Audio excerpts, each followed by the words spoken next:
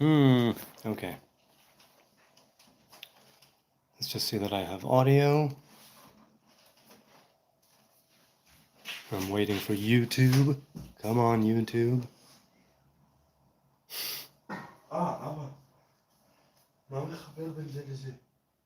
What do you mean? The cables are there. There's a bag. Hey, it's me. Wait, there's commercials, of course. There's a bag with cables. All the cables are there. That's it. What's going on? Yes, it's the Nazarite bringing you Hebrew lore from days of yore. So happy to be here. So happy to be here. It's Sunday night, 10 p.m. Here I am. I hope I won't have to cut this short. I hope everybody is asleep. How's your weekend going? How's your new week going? How was your weekend? Okay, let's see. So, right off the bat, Robert Harrison wanted me to do a poll on whether or not I should read the New Testament again. And I said, obviously people will say yes. Most of the people who come here are Christian. So Nezer is here, Real Jackmat is here, Daniel is here. Yes, that's right. So unplug that and then you'll have it just for that. How does it feel, asks Robert, to break Sean's subscriber records? And my brother also has a mild YouTube presence. And he's a world famous guitarist, but he's not much on YouTube. So he's got 243, I got 276. It's all right. It's just subscribers. It's all good. You know, I mean, we do very different things, him and I. He plays in front of hundreds of thousands of people and does world tours on a regular basis. And I don't, and nor do I want to, I think, but I don't know. Okay. Let's continue. So Nezer says, I've been having a blast fighting atheists in a group I've recently found, atheists versus theists. Oh, man. Fighting atheists. Why would you do that? It's like, let them be, and they'll let you be, and that's it. Well, why fight people? Are you hoping to convince someone? Are you hoping to sway people? Are you hoping to change people's opinion? It's interesting. Daniel says, read the Book of Mormon. It's probably very interesting. Sequel in the trilogy, the even newer Testament, Christ returns this time in America. America! So my father is not in the group right now, Sneezer, I don't think.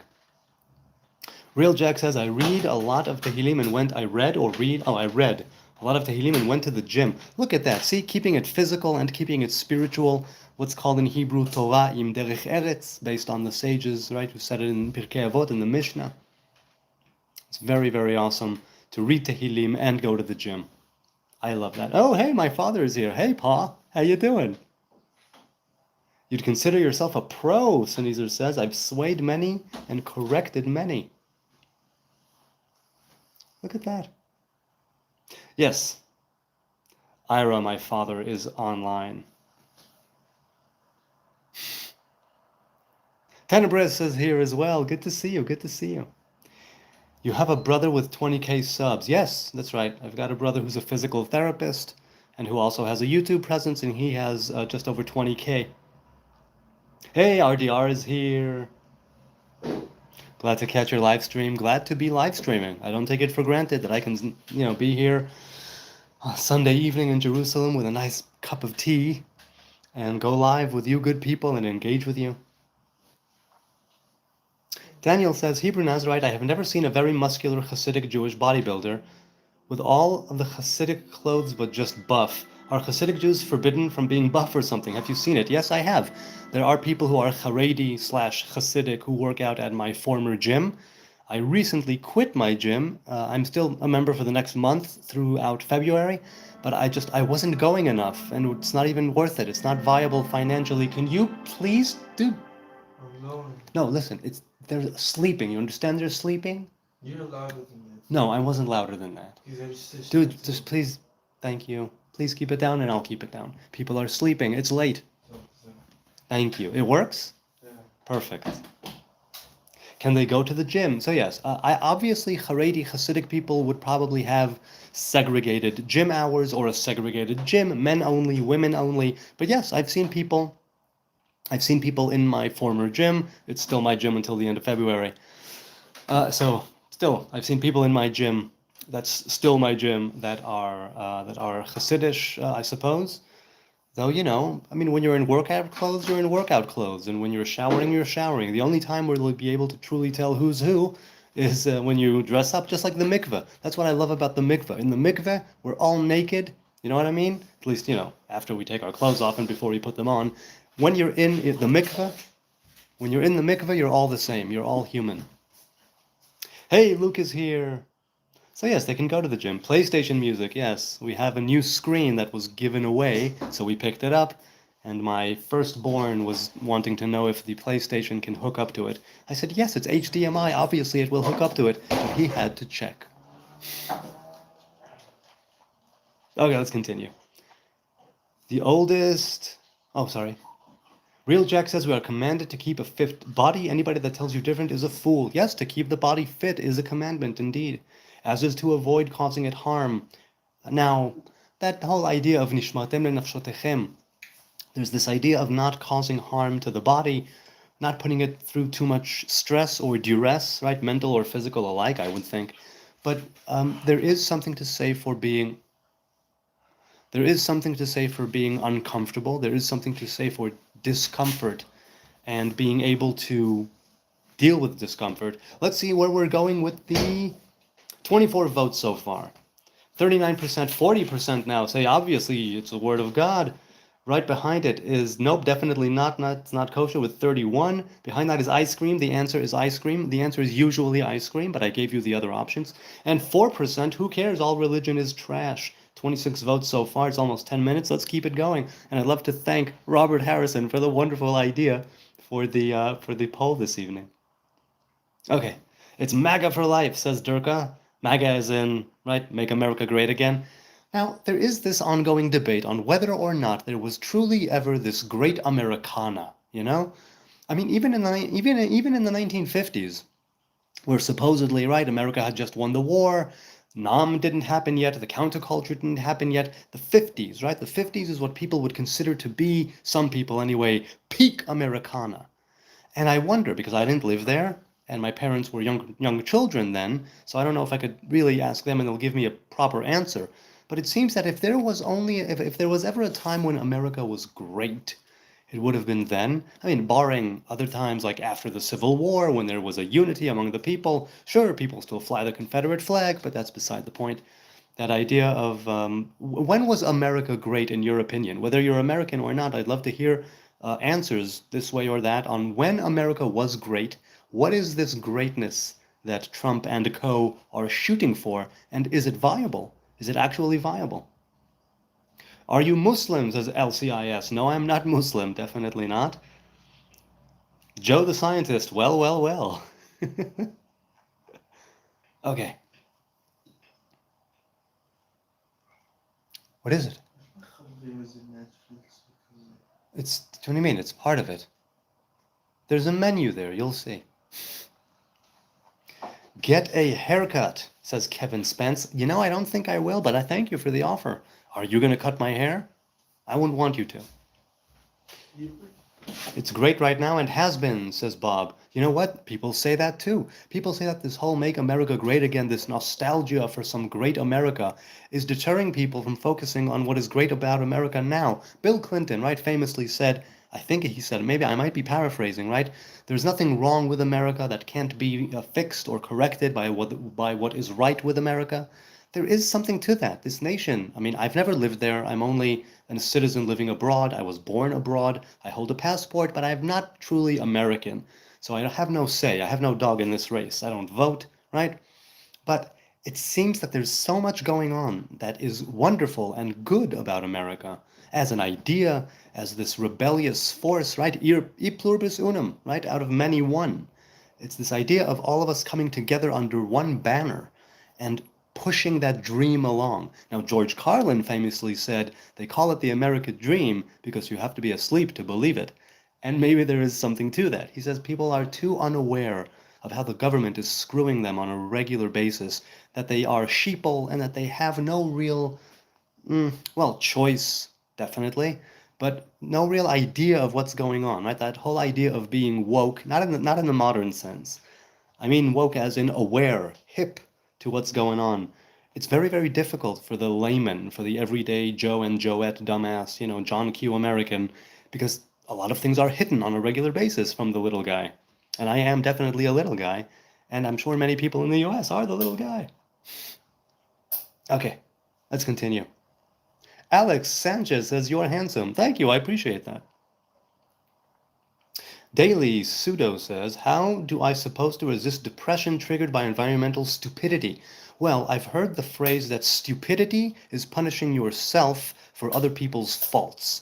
Now, at times it can be that it affects you directly, but if it indirectly affects you, you need to acknowledge that you have a certain sphere of influence, you have a certain sphere in which you have right, a sphere of worry, a radius of worry and a radius of influence. And throughout life, many people say, your radius of worry tightens. Your radius of influence can grow. And depending on where you are in life, you should focus on the things you can actually take care of in your immediate circle. And if you choose to branch out later as you progress, that's a different story. But too many things are being thrown at us on a regular basis, all day, every day, all the time, nonstop.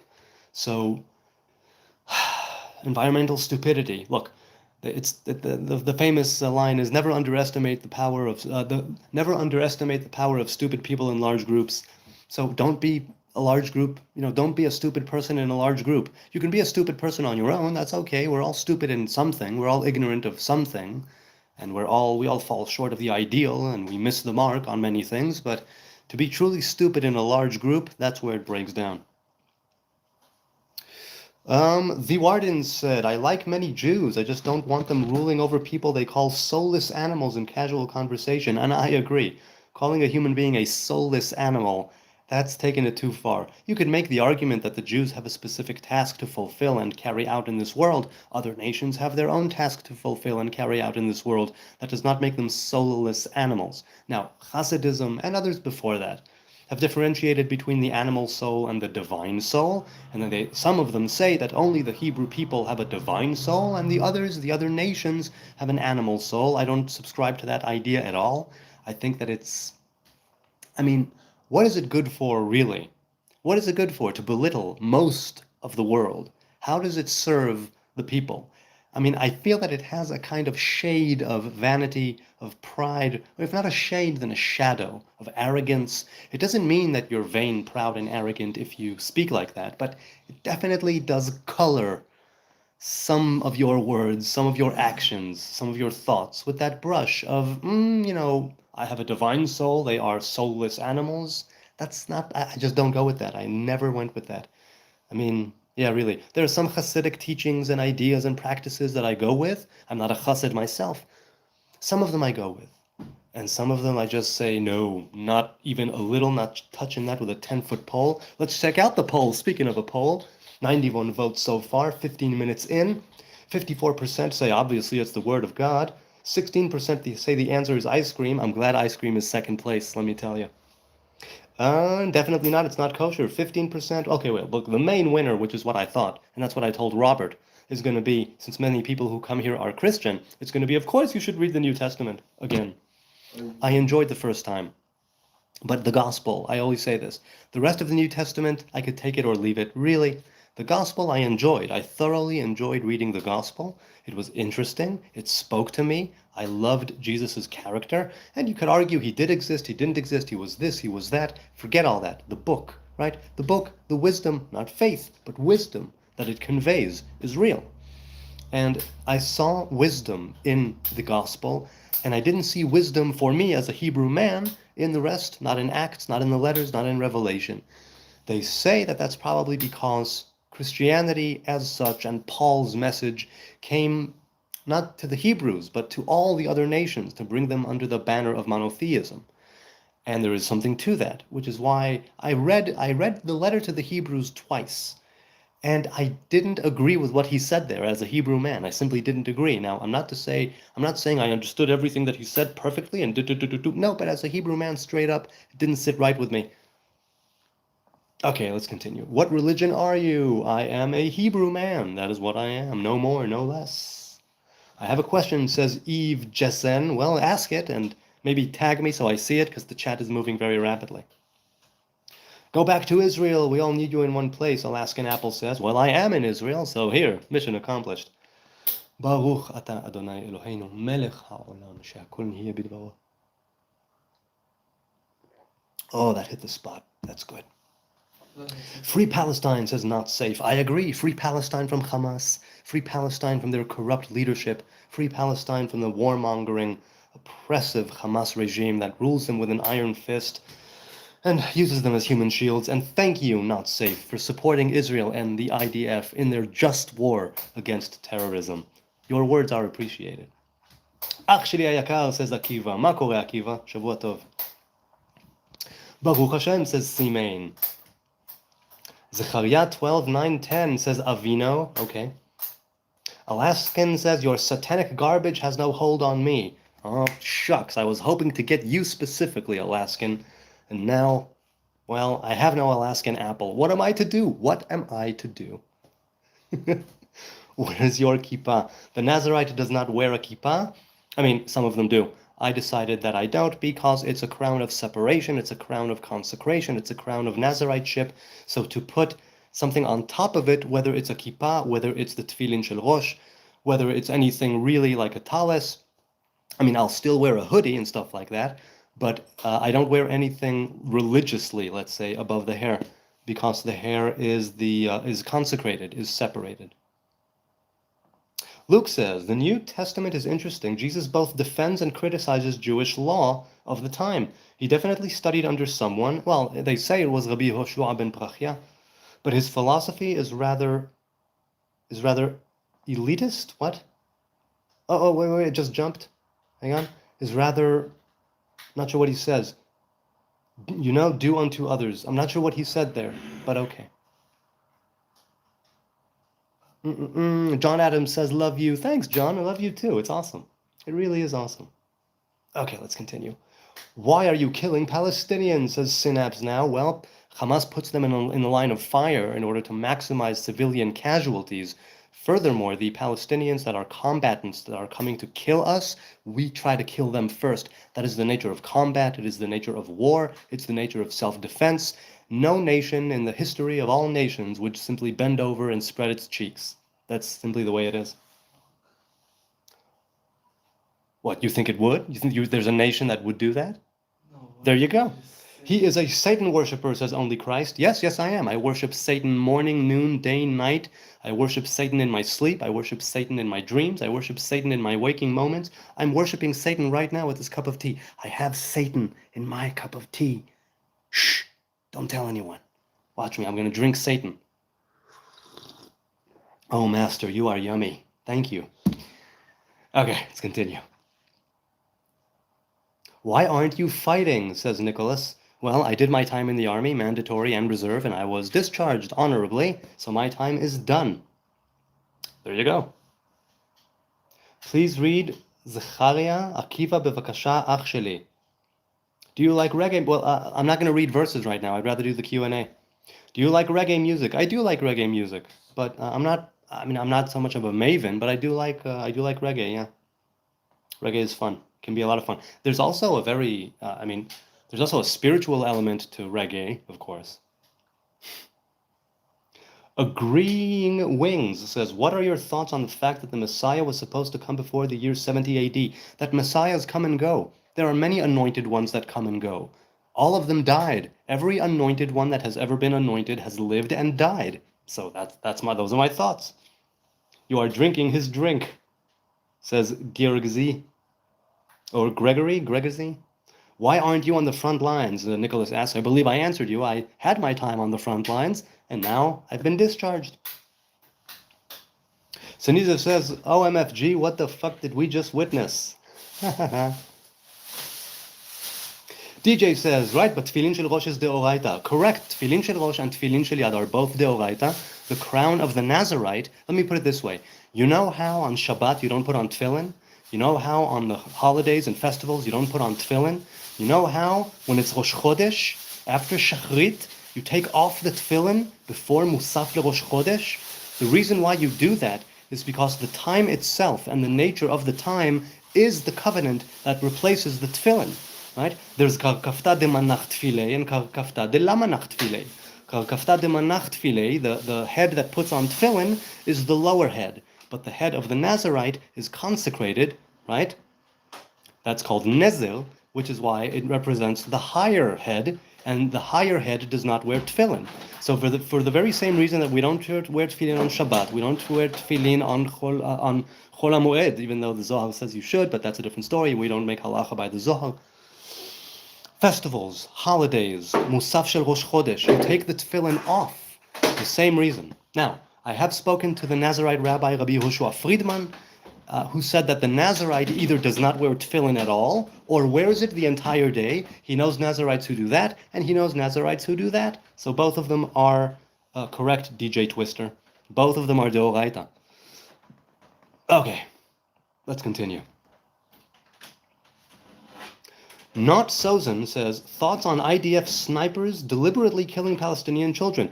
If IDF snipers were deliberately targeting and killing children just for the sake of killing children, that is a heinous and atrocious war crime that should not be abided, and they should be in prison. However, if it was because a Hamas combatant was hiding behind a child, then that's on Hamas and not on the IDF sniper. There you go. Palestinians should have never attacked, says Josh. Well, I'll tell you, that's their thing. It's part of their thing. They don't want a partition plan. They don't want a piece of it. They don't want a little bit of it. They didn't want East Jerusalem as a capital. All or nothing. That's it. All or nothing. In the same way that they basically say convert or die. I've been told that's not real Islam, but I really do look at it as a not-real Scotsman fallacy. Doesn't the Torah say to follow the law forever? NY Clear says. Well, I don't know what that is in reference to, but the Torah is, right, the commandments and the covenant that we follow. The Torah was given to the children of Israel, and we are to follow the law. There is the idea of what will happen, laws being abolished, holidays being abolished, but that's down the line, and nobody knows how that really will come to pass. Let's see what the poll is doing. 24 minutes in, 255 votes. And climbing. 48%, see, obviously it's the word of God. 22% for ice cream. I'm loving the ice cream over here. Now, people, which ice cream? Give me some of your faves. In the chat. Let's keep going down. Down, down, down we go. Why do you ignore speaking on Metzitza Bapeh? NCR says, because I've spoken it so many times, A. B, I didn't see your question. I'm not ignoring questions in the chat. The chat is moving very fast. I can't see everything. I move my head from the phone to the laptop. I see a question. I answer it. This is how it goes. However, I answer every single comment that I get that it's addressed to me. So if I didn't get to your chat question, comment, insult, slur, whatever, leave it in a comment on a different video or this video when I'm done, and I will definitely address it. So yes, there's that.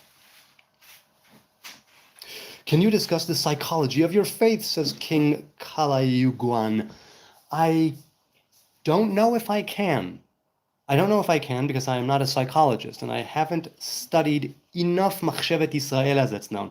But the psychology of the faith is basically that this is not a faith of believing, this is a faith of doing. This is a faith of commandments. Na'aseh v'nishma. We will perform and we will hear. It's the idea of carrying on a covenant that we received. And also, the Torah is a reflection of the real world. The Torah is a reflection of us as human beings. Right? It says, Istakel ba'oraita ubara alma. God looked at the Torah and created the world. There is the idea of the Torah that existed before the physical Torah came down to being through Moses, right? The lawgiver. So the psychology of the faith, the psychology is that we have free will, we have a job to do, we better get on doing it, and that there's no guarantees for anything in life because this is a world of knowledge of good and evil. And as such, you can be a righteous person, a good person, a wonderful person, a paragon of virtue and loveliness, and still be at the wrong place at the wrong time and get cut off at the knees and die in a horrendous accident. It is the nature of the world. I see a few super chats came in. Let's go to those. All right. We have Bersachi that gave, that's nice. Why have Jews been kicked out of 109 countries? Well, that question has again come up many times. The way that I see it is twofold. A, because people don't like Jews on general principle.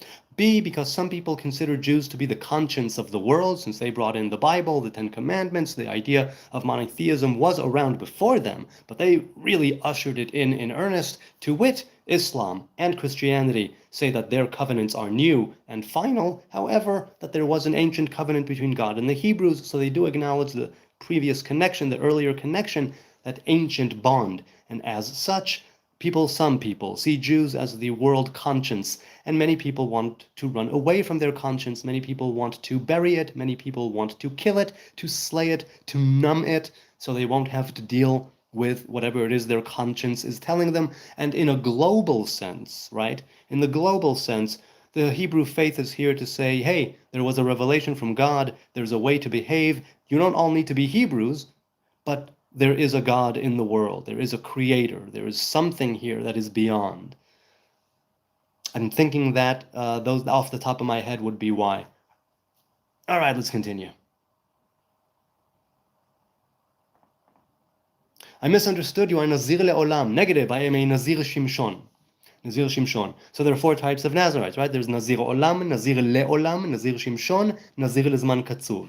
So there's a Nazarite for a set period of time, 30 days onward, a Samson Nazarite, a Nazarite who was made a Nazarite before he was bar or bat mitzvah by his parents, like Samson, but different, right? From birth or from a young age. And there's somebody who took it on later on for life. Those are the 4 types of Nazarites. And I'm a Samson Nazarite, which is a little different than the numbers vow, in the sense that I can be defiled, or not defiled. There is no defilement of death. There is no tumat mit for the Samson Nazarite, and it's for life, and it's unbreakable, basically. Although I've met a Nazarite or two who have a halachic loophole, let's say, that has to do with oaths and vows, by which they can annul their vow. But I don't plan on doing it. I really don't. I'd love to go to my grave still under this vow. And let's continue. Tell us about Talmud, the devil's book, says Apple Tree. Well, I love a good apple tree. What kind of tree? What kind of apple? So, the Talmud is not the devil's book. The Talmud is the result of exile and of destruction, and therein lies the problem, because it's basically a book it's a book that was born out of destruction and exile. So, it's not proper Torah Shebe'al Peh. It's not proper oral Torah. The oral Torah was meant to remain oral. The oral Torah was meant to evolve and progress with the Hebrew people across the generations. But the problem is that they thought it was all going to be forgotten, so they had to write down the Mishnah, they had to write down the Talmud, but the Talmud itself does not have halacha in it. It's simply where halacha is derived from, among other things, right? Mishnah, Talmud. The Talmud is basically discussions on the Mishnah. The Mishnah was written by Rabbi Yehuda HaNasi, right, or compiled and canonized by Rabbi Yehuda HaNasi, and it's a series of debates spanning hundreds and hundreds of years, right? Going back to many, many different things, anchoring their sayings and their traditions and their ways in different verses. And that's why I don't think it's the devil's book, because the devil means adversary. That's what Satan literally means in Hebrew, adversary. And the Talmud is not an adversary. The Talmud is a companion that was written down, even though it was not supposed to be written down, but whatever happened, happened. The problem is, and this is why it might be a bit of an adversarial thing, is because now that we have written down the oral Torah, we're sort of stuck with it that way. And we are indeed stuck. There is no smicha, there is no Sanhedrin, there are no sages as there once were, until that comes to pass once again, and we have the laying of the hands like Joshua and Moses, right? Then we'll be able to do something about all of the different prohibitions and all of the different regulations that were put in place. But until then, Orthodoxy, Rabbinic Judaism, right? It was the rabbis replaced the priests, and the synagogues replaced the temple, and the prayers replaced the sacrifices.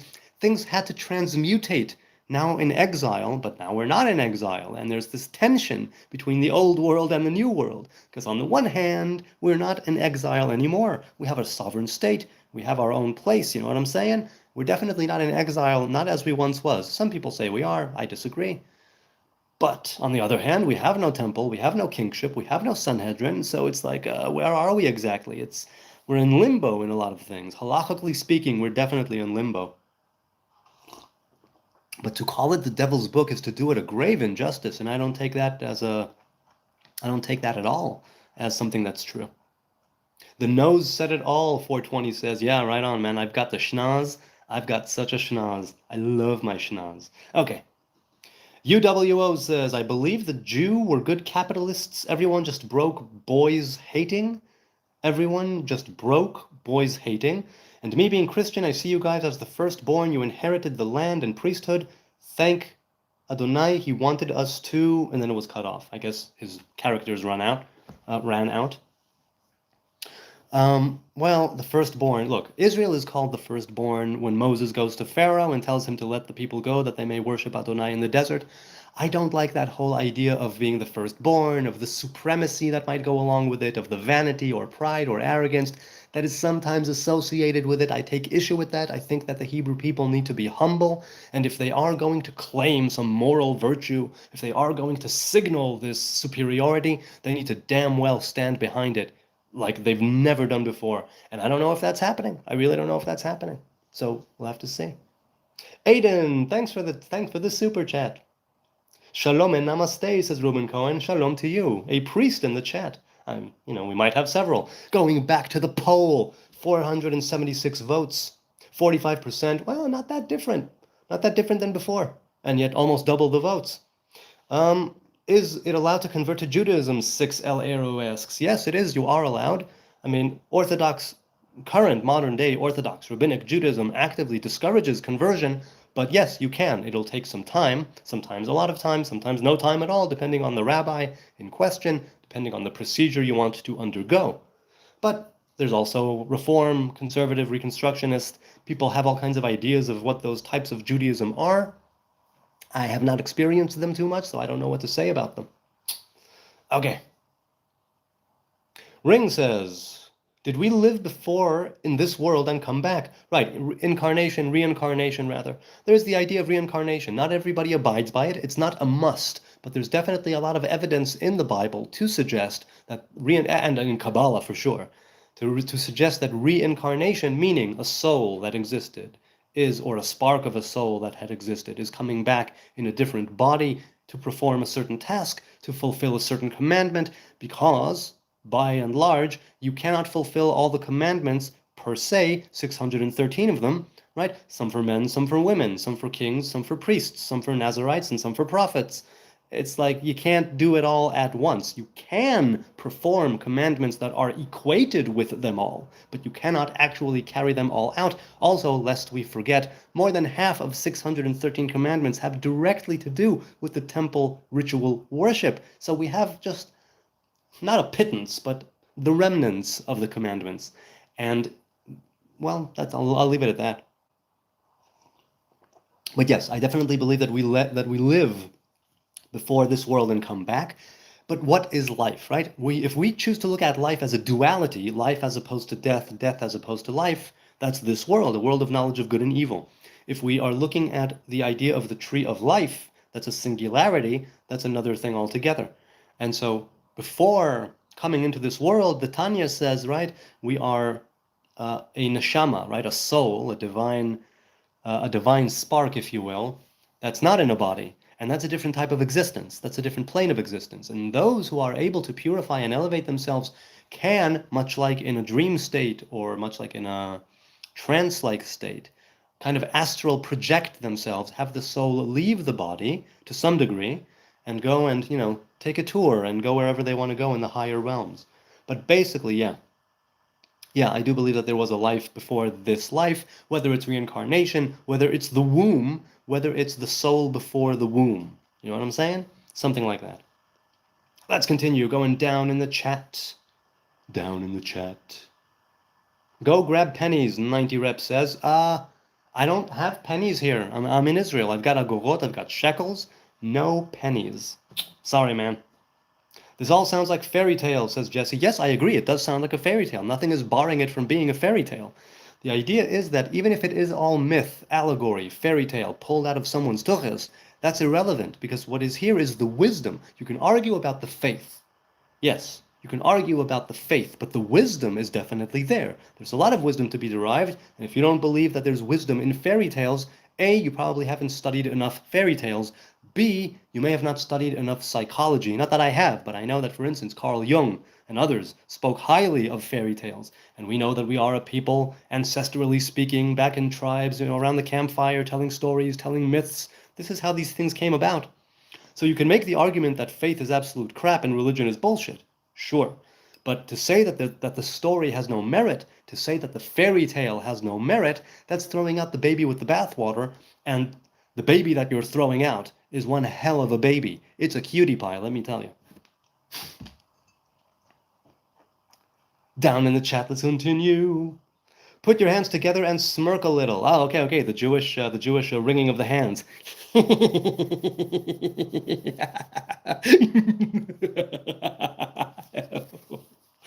Good.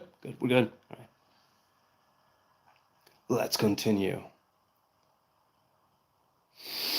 Anybody who says they are Jews are just Arabs. Well, Jews come from Judea. Arabs originally came from Arabia. One is a peninsula, and one is this lovely, strip of land. So I don't see that happening. However, I have had the honor and the privilege of back when I was working security, and I was a security guard along with a Hebrew man from Syria who was a Hebrew Arab, and then that would be correct. But I haven't met almost any Hebrew Arabs. They are few and far between. Few and far between. Okay. Why you Jews don't keep the 3 oaths of Ketubot 111a, asks Yasser. Because the 3 oaths are based in Song of Songs, Shir HaShirim. Right? Just like the dry bones are based in Ezekiel. Both are, prophets and writings. Neither of them negate the Torah. The 5 books of Moses take precedence over the writings, the scrolls, the prophets. That's why those who do abide by the 3 oaths, they think that there is some sacred thing going on there with Shir HaShirim and with the interpretation of what is being said there. However, we do have, now, there is the opinion, was it of Rabbi Akiva? I think, of Rabbi Akiva ben Yosef in the Mishnah, who said that all of the writings are holy, but Shir HaShirim is holiest of holy, right? Kodesh Kodashim. Now, there's this idea of, does the spiritual come first? And, right, tshuva, repenting, returning, going back to the covenant, and then we return to the land? Or do we return to the land, build a vessel, right, like the tabernacle, and only then the Spirit dwells in it? There's precedence for both, I suppose, right? In the event of the spiritual coming first, we know that it was Cyrus, king of Persia, who received the vision, the message to tell the Judeans, the Jews, to go back to Judea and rebuild the temple, to go back to Jerusalem. So that was God giving his message to Cyrus the king after he vanquished Babylon and send them home, right? And then there's the other side, right? The side of building the tabernacle or building the temple, building, right, the dry bones in Ezekiel. Oh, super chat came in. Let's see that. Right? So what happens in the dry bones of Ezekiel? The bones are there, the sinew is there, the blood is there, the skin is there. They're all standing, but there's no spirit. Only then is the spirit called. First the physical vessel, then the spiritual content. Aiden says, is there an example of an underdog like Palestine that was seen as the bad guy after a conflict with a more powerful nation like Israel? I'm pro-Israel, by the way. Well, I don't know enough world history to tell you if there was an example of an underdog like Palestine. I know that this whole, victim, victimizer, aggressor, aggressee mindset has been a lot more prevalent in recent days, let's say. So is there an example of an underdog that was seen as the bad guy after a conflict? I'll have to think about it. Nothing pops off in my head. I thank you for the donation. By the way, all donations don't go to me. All donations go to charity. I have only been monetized a couple of weeks. I haven't hit the threshold yet. As soon as I do, and I might with this chat, maybe if more people give, you will be able to choose which charity. I'll put a post with a poll on which charity I should give to first. I might alternate between charities. But yes, all the money that I will be collecting through YouTube super chats and super thanks and other things that are related to YouTube, our AdSense revenue, whatever, all of it will go to charity. So by all means, if you want to give to charity, you can give by the super chat or super thanks or watch the ads, and it will go to charity. Now, is there an example of an underdog? Look, you must remember that the Palestinians were also Hebrew people. In the British Mandate of Palestine, Jews had a Palestinian passport. There's no such thing as a people of Palestine. It was a region, and the Romans were the ones who named the region. So, okay, and second of all, there is that idea of back when it was the British Mandate of Palestine. Later, the state of Israel was established, right? And later that evening, we were attacked by 6 armies. Was it? Is it six or 7 armies, right? Arab Muslim armies attacked us. We were the underdog throughout the whole thing.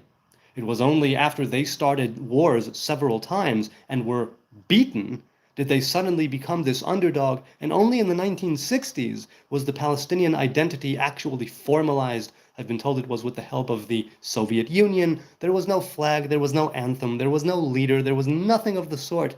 Nothing. That's not to say that people didn't live here. I say this many times. People did live here, people of all faiths and walks of life and religions and whatnot. They can continue being here, as far as I'm concerned, in peace, side by side with us. But there was no such thing as a Palestinian people, ever. And if there were, Jews are also Palestinians by that rationale. KB says, hey, how are you? I'm Palestinian from Ramallah. What do you think of Palestinians? I am a fan of Palestinians, as long as they don't want to slit my throat. As far as I'm concerned, they are cousins, Ishmaelites, right? The sons of Ismail and family. Right? Ahlan. How you doing, KB? It's good to see you in the chat. So what do I think of them? I think that if they leave me alone and don't want to kill me, that we have a future together, and we need to build bridges towards peace, find some common ground. We need to de-radicalize and declaw both sides from the religious extremism that has beset. This conflict is just awful, awful. Such a long time it's ongoing. It's got to end. It's got to end. Really, really does. Oh, okay, let's continue. Oh, was there anything else? Was there another super chat? I think I missed something here. Was there another one? I don't know. I can't see it. Okay, maybe there was, maybe there wasn't. Now let's go back to the poll in the chat. 820 votes. Still pretty much the same thing as it was last time. 44% say obviously it's the word of God. 28% with ice cream. The answer is always ice cream. 18% who cares, all religion is trash, and 9% say no, not kosher, don't read the New Testament again. All right, interesting. Well, look, like I said, I enjoyed the gospel, but that's it. I really, really did not enjoy the rest of it. Apple Tree asks, why does Talmud teach that Jesus, only living God, is burning in poop to grape babies? How is that not the devil's book? Well, first of all, my opinion is that Jesus is not burning in boiling excrement. That's the opinion of a sage in the Talmud. I don't follow that. I think he was a righteous man, who lived and died a righteous man, as far as I'm concerned. And furthermore, so that's one man's opinion. Why? I'm assuming because Christianity was gaining a lot of traction at the time. They wanted to keep the Hebrew people away from Christianity. So even if we say that Jesus was okay, that rhymes, the religion that followed after his demise was not okay, which is why they wanted to keep people away from Christianity. How do you do that? You go to the source and you say that Yeshua is burning in a boiling pit of excrement in the Jewish hell. There is no hell, but let's say it's hell. As for graping babies, once again, this idea of being able to wed, being able to betroth a 3-year-old, this is not something that would have been proper halakha now. I don't think it was proper halakha back then. I think it was one opinion that was not necessarily actually turned into halakha. It's basically, sometimes when you're having an argument, right, you erect a straw man or a steel man, you give an extreme case in order to bring to a consensus in the center. I think that's what that was about. I don't recall right now the precise context by which babies were being raped in the Talmud, but I know that when you're having a debate, when you're having a discussion, and you want to find out what the halacha is, you sometimes bring a case that's an extreme in order to come to a middle. Because halacha, we must remember, is rabbinic law, which is supposed to be for the masses, for the people, for the mob, for the everyday Joe. And it means that they need to also follow something that they can technically, practically follow. And if not, then that was not made into halacha, right?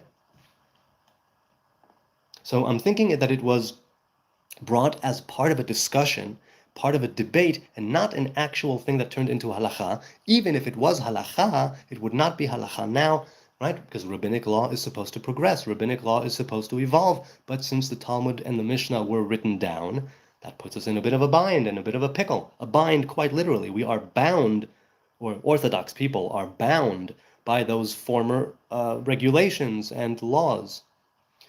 Do you think Palestinians should be allowed to control Gaza and West Bank and roam free in Palestine, Israel?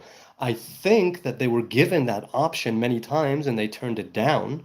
There were like 12 or 13 different peace agreements, more than 10 for sure. More than 10 peace agreements that were put in front of them, and the corrupt warmongering Palestinian leadership, they rejected it and without a second glance. And they were even offered East Jerusalem as a capital city, and they said no. And again, lest we forget, between 1948 and 1967, Egypt and Jordan controlled Gaza and the West Bank respectively. They didn't erect or establish a Palestinian state. They didn't give two craps about the Palestinians. They saw them as a nuisance. And when Israel made a peace agreement with Egypt, they offered Egypt Gaza. Egypt says, hell no, we're not touching that. You keep it. They didn't want anything to do with it. So it's very easy to point the finger of blame at Israel. It's very easy to focus on one narrative and forget the other. I choose to look at both narratives. And taking into account what I could discern from both narratives, I think that Palestinians should be allowed to control whatever it is they control, providing that they don't use it as a place from where they will launch a war, a jihad, a holy war of terrorism against civilians. And military targets too, by the way. Peace should be achieved. Peace is sometimes achieved through war. Seems like this is one of those times.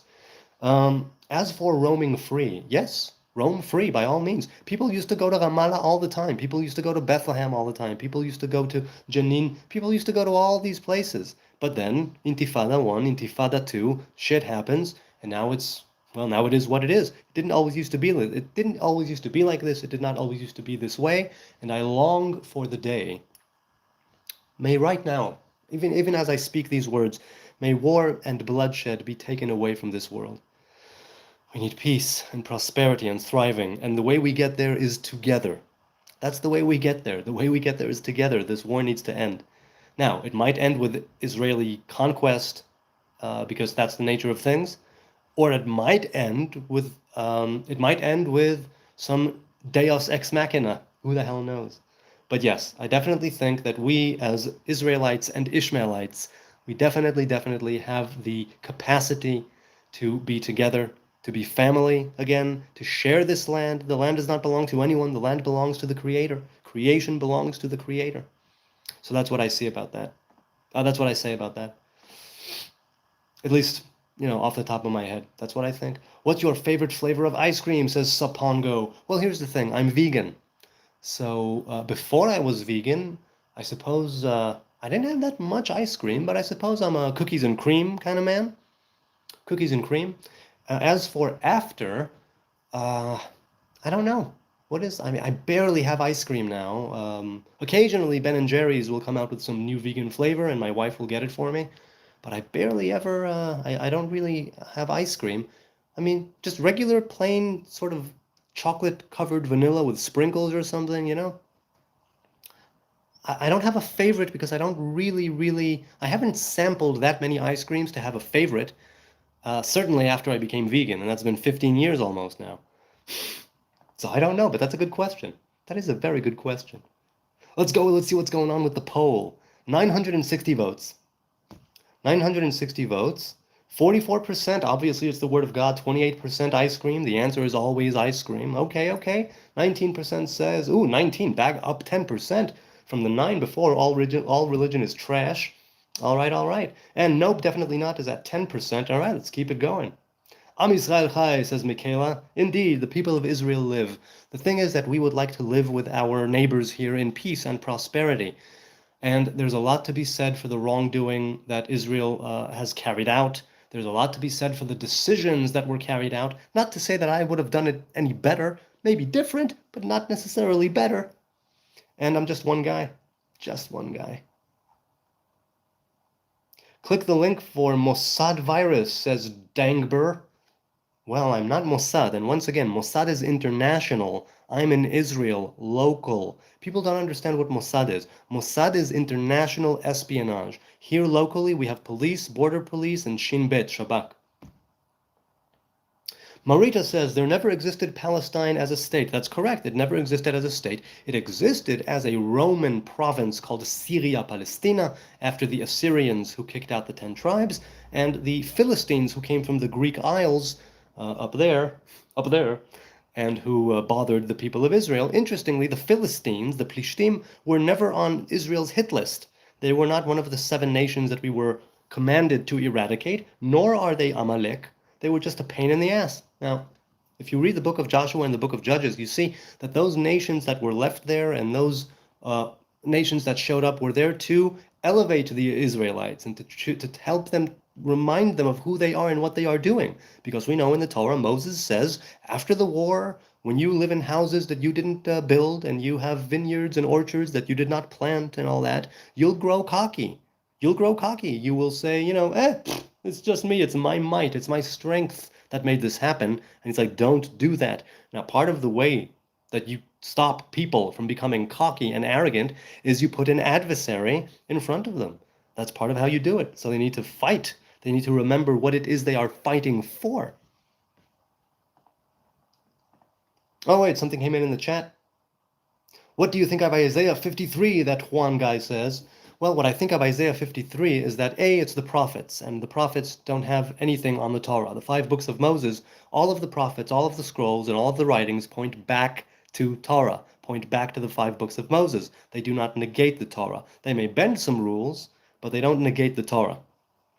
So Isaiah 53 speaks of the people of Israel at large, the people of Israel, the state of the people of Israel. And even if we grant that proposition and say that it is speaking of one specific individual, it doesn't match the character of Yeshua and the story of Yeshua as it went down according to the gospel that you Christians and followers of Yeshua believe. So one way or another, it's not a story of the Messiah. It's a story of suffering and of pain on a national level. Not right, and it's sort of exemplified in the story of one who was pierced and betrayed, right? But to say that it's Jesus, that's reaching. That's really reaching, in my opinion. However, followers of Jesus, Christians, will say that Jesus is the Alpha and the Omega, the beginning and the end. He's throughout the entire Hebrew Bible. He was there before the Bible was written. He has always been because he is part of God, right? Part of the Trinity, or even if not part of the Trinity, a Son of God, a Lamb of God, right? Part of God.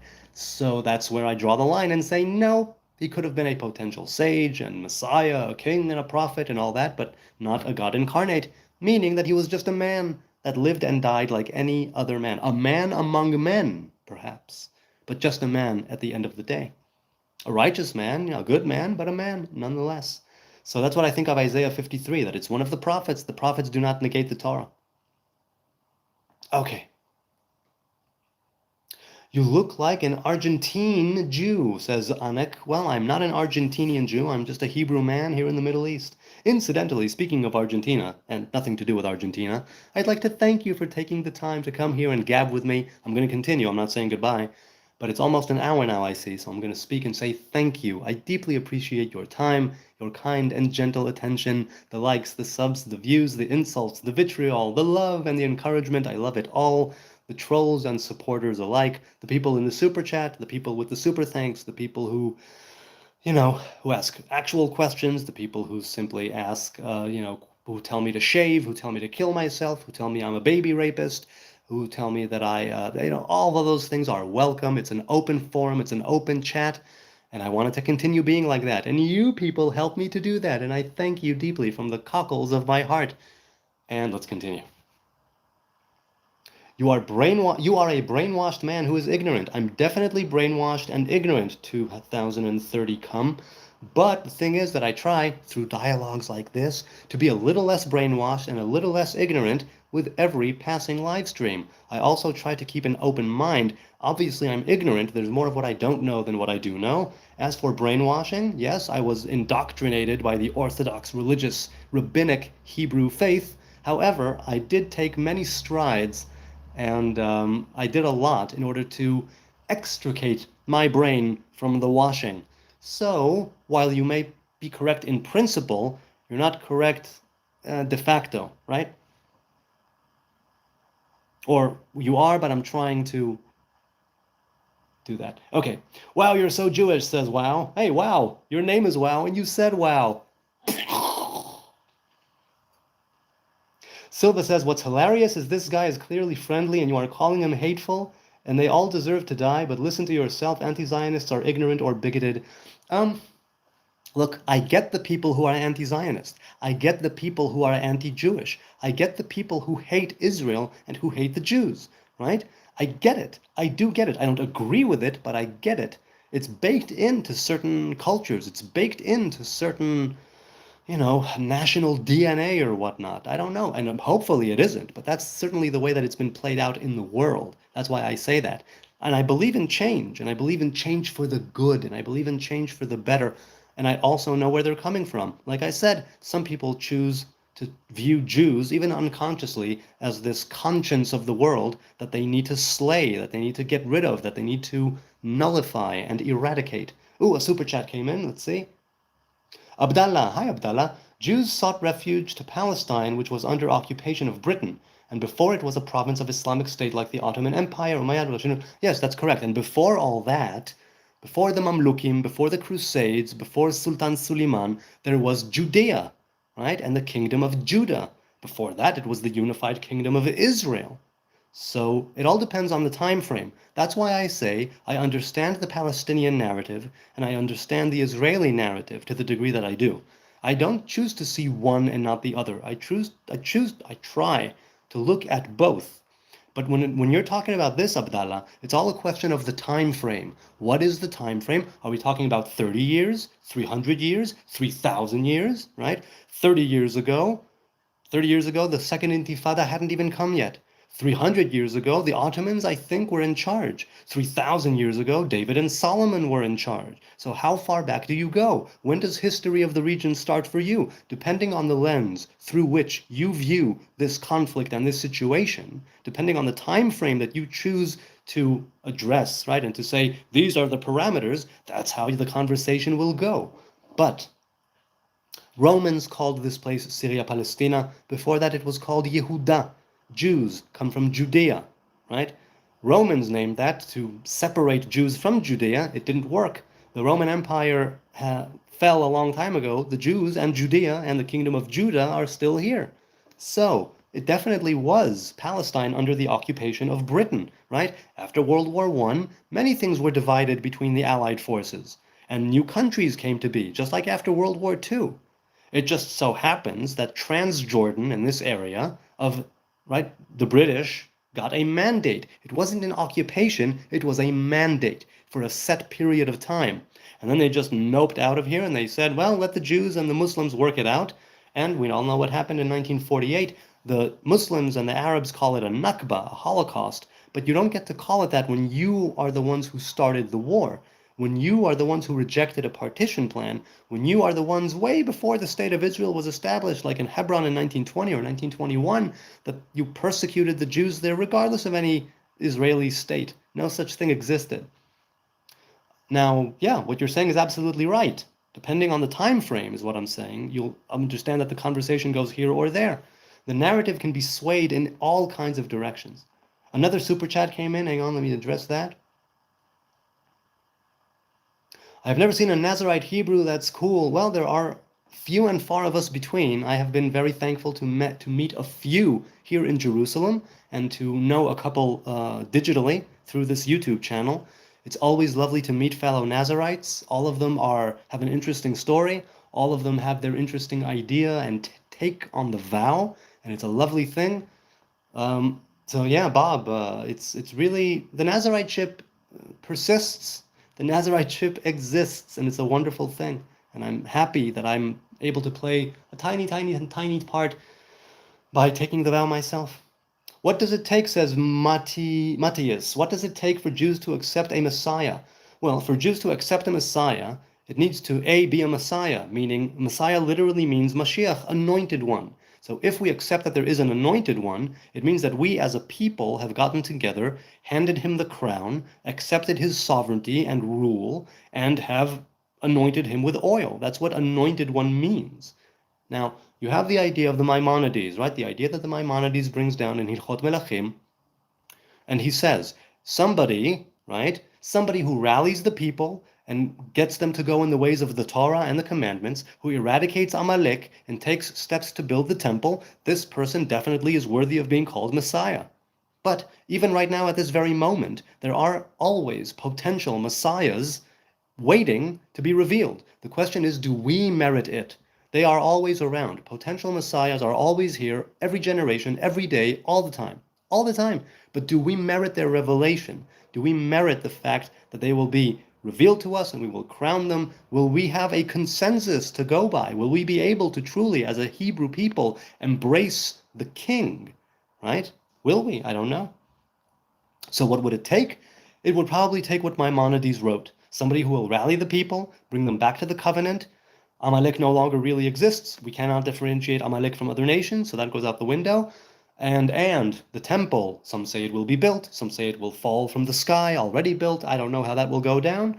But right now there's the Al-Aqsa and Omar mosques there, so that's not going to happen. Even in 1967, when we occupied the Temple Mount, we gave it back to the Jordanian Waqf shortly afterwards. We kept security authority, and they took religious authority back.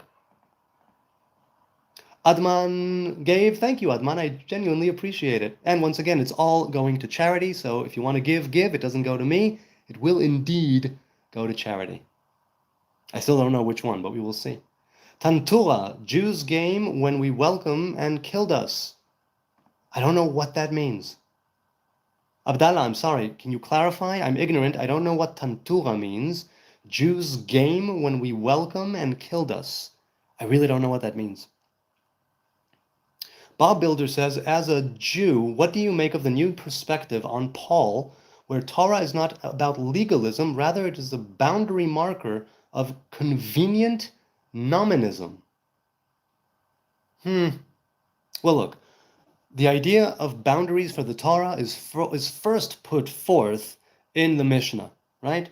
It says that Moses received the Torah from Sinai, gave it to Joshua gave it to the elders gave it to the prophets gave it to the people of the Great Assembly, also known as the sages of the Mishnah. They said three things, and one of them was to make a boundary, right? Torah, make a boundary for the Torah. Now, Torah is not about legalism. Look, there are parts of the Torah that are allegorical, that are not practical. There are parts that are very practical. You need, in a big way, the oral tradition with the written Torah in order to ascertain what is what, which is which, and how to go about implementing the commandments in this life, in this world. And this is why it's such a bummer that the oral traditions had to be written down, because they were supposed to remain oral. And if we had a proper written Torah, which we do, with proper oral Torah, which we don't, proper I mean, not something written down 2,000 years ago because of war, exile, destruction, and death. Something that would be ongoing, renewing itself with every generation. Then that would be something else. Then I could tell you what I think of it. But what do I make of it? I don't know what this new perspective on Paul is. Because I don't know Christianity, I don't follow Jesus, I don't know the teachings, I don't know the philosophy, I don't know the psychology. But the Torah is indeed... The Torah is not about making... The Torah is not about a boundary marker of covenant nominalism. Hang on a second. I'm not sure if I'm translating in my mind the word nominalism correctly. Nominalism, says Google, is a metaphysical philosophy holding that universal concepts and abstract entities do not have independent real existence, but are merely names or mental constructs. Okay. Well, here we go. With the Torah, you have different elements and levels and layers of the Torah. On the one hand, the Torah is an esoteric thing. The Zohar says that all of the Torah, all the 5 books of Moses, are all names of the Holy One, blessed be He. All of it, from start to finish, from the Bet of Bereshit to the Lamed of Yisrael, right? From the first letter to the last letter, it's all names of the Most High God. It's all the relationships between the Sfirot. It's all to do with how we human beings are perceiving the divine revelation. And then you have the next level, which is, no, it's actually a practical book, right? These commandments are supposed to be kept in such a way. It's a book written by physical people for physical people living in a physical world. And then you have that idea of it being a book of wisdom with parts of it poetry, parts of it history, right? Again, parts of it myth and allegory. Is it a boundary marker of covenant nominalism? In some ways, yes, but then it's not a boundary. Then the covenant nominalism is precisely how you break out of the boundaries, because you have this Torah, a scroll, dead animal, right? Parchment, written with ink, but yet within this physical thing that is bound, right, in ink and in dead animal skin, processed animal skin, you have this elevated and spiritual, metaphysical level, plane, right, through which you can read it, understanding that you can gain. That's why it says in the Talmud, "Istakel be'oraita u'bara alma." God looked at the Torah and created the world.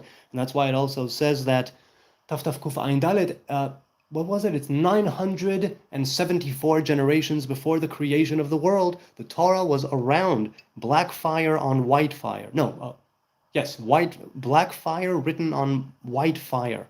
That's what they say. Meaning that there is a part of the Torah that existed before creation itself. There's a part of the Torah from whence creation comes, and the Torah is a blueprint for creation. The Torah is a blueprint for the divine revelation. The Torah is a blueprint for the image of God and the way God is revealed in the world. So it's part of it is that covenant nominalism, I suppose, right? Part of it is that covenant that is based on things that are higher. A covenant is something that you go all in on. And once you immerse yourself in Torah, and once you are keeping its commandments and you study it, and you're able to, bit by bit, you're able to widen your perception and your understanding. Now, this does not need to apply across the board, but I know that from experience that it can definitely have that effect. And the nominalism, that idea of not actually, right, of things being, what is it? Let's the exact phrasing.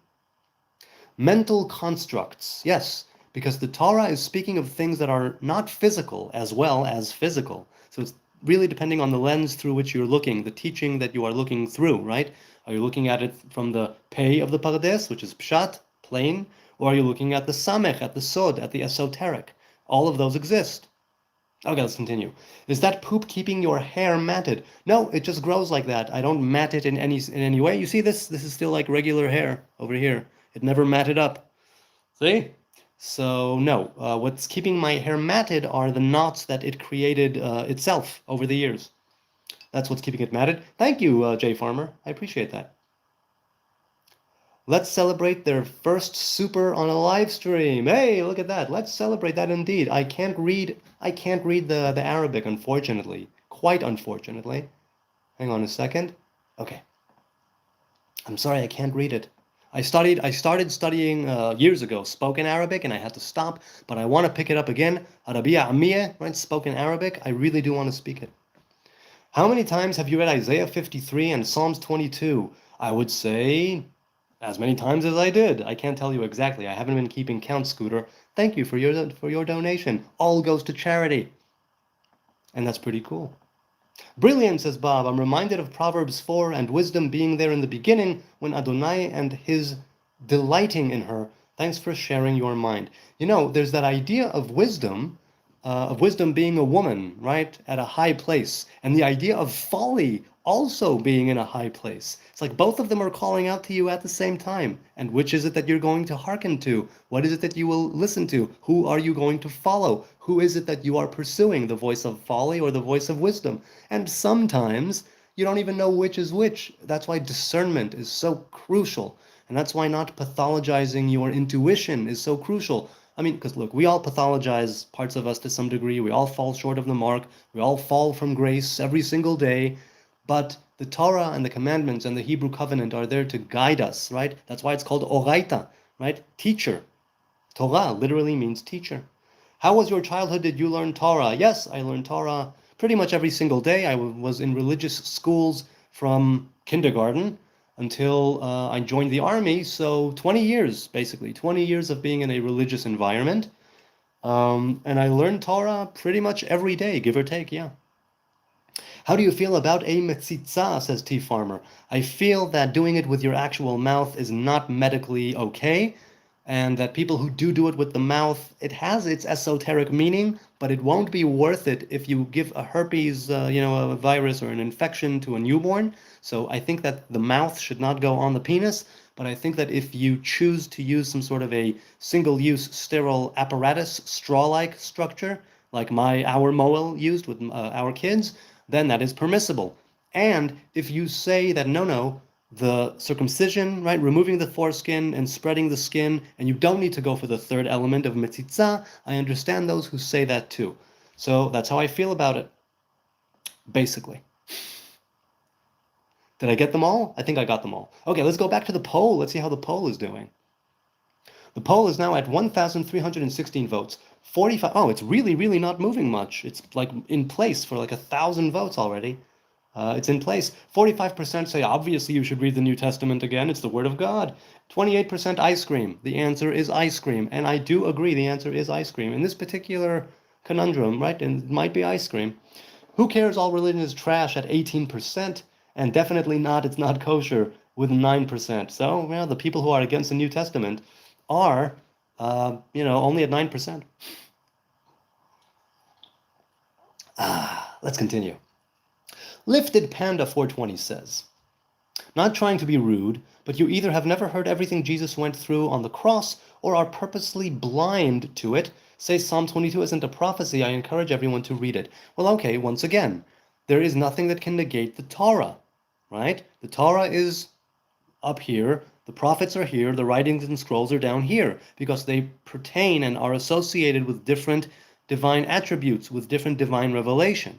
So, the writings and the prophets have their place, the Psalms, Isaiah have their place, obviously, but they cannot go against the Torah. They can bend a rule, perhaps, for a time, like Elijah did at Mount Carmel, but you don't go against the Torah. So, as for being purposefully blind, I'm definitely purposefully ignorant and blind about certain things because there are certain things that are my hills to die on. I have only a few of them, but they are definitely there. And one of them is that Jesus is not a God incarnate. Jesus is not a God in the flesh. Jesus is not God. That's where I draw the line. You can say he's Messiah. I have no problem with saying that he was a Messiah, but he died. And when he died, so did his reign. His kingship ended with him. And even if you say, oh, no, he was resurrected 3 days later, fine, but he's no longer Messiah. We do not worship the dead. We do not worship the living dead. And if you say that he rose and then ascended, we do not worship ascended kings. We deal with kings that are living in this world, in this life. That's what the Torah says, right? Let's continue. Scooter says, have you ever seen how Psalms 22 of David mentions his hands and feet being pierced and being surrounded by dogs? Yes, I know all of that. Again, you're not the first Christian or follower of Jesus to try to tell me, oh, but what about this, but what about that, but what about that? I have looked into each and every claim that Christians have made regarding the divinity of Jesus, regarding Jesus fulfilling prophecies. Look, I'm fulfilling a prophecy even right now at this very moment. If you read the book of Zechariah, he says that Jerusalem in the future will be filled with children playing in the streets, and people will be so old that they will walk around using canes and walking sticks because they are so ancient, right, and so old. I'm literally fulfilling a prophecy right now as we speak. I'm not claiming to be God. I'm not claiming to be anything close to God. I'm not claiming kingship or to be an anointed one, to be a ruler, to be a son of God, other than being born and made and created in the image of God, like all of us are, right? But I don't care if the Psalms say this or that, or if Isaiah says this or that. It doesn't go against the Torah. The Torah says there's no God in flesh. To other people, maybe. To the Hebrew people, there was no such revelation. And Moses is very careful to tell the people of Israel, remember, you heard a voice. You did not see an image. This is crucial. This is really, really crucial. This is partly why. Because if you say an image, you immediately invite the images of everything up in the heavens and on the earth and below in the sea, and that is a no-no according to Torah. For other nations and other faiths and other religions, other people, sure, I'm not telling people what to do or what's true or not true. I'm not holding any great truth or great wisdom here. I'm simply saying that the Torah states that we saw no image. The Torah says, no man shall see me and live. Lo yirani ha'adam v'chai. So, that's what I'm saying about that. And if you're saying that there are prophecies that Jesus fulfills, fine. Many people fulfilled prophecies. I'm fulfilling one even right now as we're speaking, live from Jerusalem. What do you think that means? What does it mean? It means that I'm saying, oh my God, prophecy is being fulfilled. What an amazing thing. Let me carry that forward with me and have it be a positive influence in my life. That's all I can do. All I can have is the here and now. This is what I have, the here and now. Now, so again, maybe he was a great king. Maybe he was Messiah. Maybe he was the anointed one or an anointed one. Maybe he was a great sage, a good person, a righteous person, and he died, and that's it. That's where it ends. It's a living Torah that we follow. It's living people that we follow, not the dead. We are specifically mentioned, right, and commanded not to follow the dead. Lo lidrosh el hametim. Okay, let's continue. Hey, new dog is here, or is it new Doge? Jesus said, who are you to call me good? There is none good but God. Peace be with you all. Yes, I remember people told me, I don't remember it specifically, but many times I remember when I read the gospel, when people told Jesus this or that, he said, you said that. So that's kind of what I'm thinking about that as well. So yeah, very much so. Was there anything else? Did I miss a super chat? I think I missed one. Did I miss one? No? No, I didn't. I did? No, I didn't. Okay, let's continue. Let's see what's with the poll. No, forget the poll for now. Let's go with some more questions from the chat. Okay. Arbo says, your book points to the final prophet, peace be upon him, and Jews are recognizing this. Doesn't this mean your religion is false? Well, I don't think there's never a final prophet.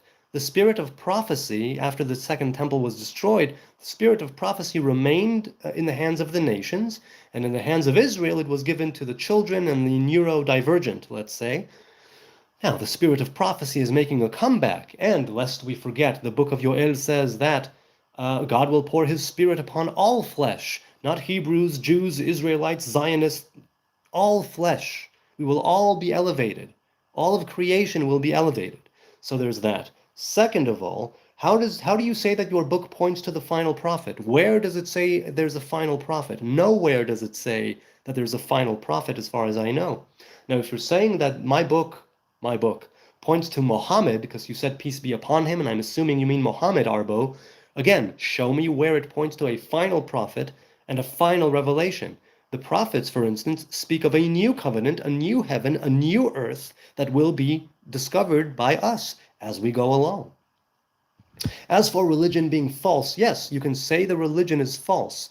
You can say that the man-made organized parts of the Hebrew religion are false. But I'm talking mainly about the covenant. I'm talking about Eden, right? I'm talking about something that is beyond religion and beyond falsehood or truth. I'm talking about something that existed before the duality, right? Before we were cast into this world of knowledge of good and evil. I'm talking about this very simple idea of no faiths and no religions, Edenic mindset. Now, we obviously have been thrown out of Eden. I can't expect, nor can anyone, to live as if we are in Eden right now, because we are not. But there are certain elements and attributes that are Edenic in nature that we can implement and bring in and imbue, into this world, or have this, well, whatever the word is, right? We can use that. We can act in some ways in Edenic way and make this world that much greater. Love your fine Roman nose, says IXII. Thank you, I appreciate that. When the flames rose to her Roman nose and her Walkman started to melt. I love me some Smiths. And now I know how Joan of Arc felt. Okay, the poll. The poll's now 46% that I should definitely read it a second time. All right. Let's see. Muhammad was a pedophile, says Rudy. Yes, I've heard that about Muhammad. But look, you got to take into account that, 1,400 years ago, Islam, right? Muhammad, 1,500 years ago? You must take things in context. You really, really need to take things in context. Marriage, child marriage was a thing. There are some countries and nations where child marriage is still a thing. You just need to accept that. It doesn't mean that it's right. It doesn't mean that it's moral. It doesn't mean that it's proper. But to say that as if it's some sort of a gotcha, oh, Muhammad was a pedophile. Yes, you're saying that now in the Gregorian 21st century. 1,400 years ago, People were doing that. Some people still do that. You got to take things in context. And I'm not justifying it. I'm saying you got to take it in context. This is a nuanced conversation. And many people say, oh, no, no, no, that's a bunch of crap. There's no nuance about it. He was a pedophile, and that's it. And like, okay, you know what? So did he say nothing of consequence? Is there absolutely nothing redeeming about Muhammad that you may look at? Because a lot of people who influenced the world in a lot of amazing ways had their negative sides and had their bad sides. The question is, how much, right? The percentage, I suppose. What is it that you are focusing on, right? Many artists, even right modern day artists, musicians, and pop icons who lived atrocious lives, who did many horrible things, and yet they entertained millions and gave people hope with their lyrics and whatnot. So how do you weight? How do you weight the different? How do you weight a life? You condemn these people for marrying children back when child marriages were a thing? Okay, fair enough. People will condemn us for what we are doing here now, 1400 years from now. But I think each and every one of us is trying the best we can, or, that's what we're going for, trying the best we can, even though I know I fall short of the mark every day. Let's continue. The issue isn't him being a pedo-prophet, says Prose. The issue is that claiming perfect example of human morality is a timeless claim that a pedophile would not meet. Ah, okay. They are saying that he was some sort of a perfect example. Okay, let's say that they claim, right, Muslims who follow Muhammad as the final prophet, let's say that they claim that he is a perfect example of human morality.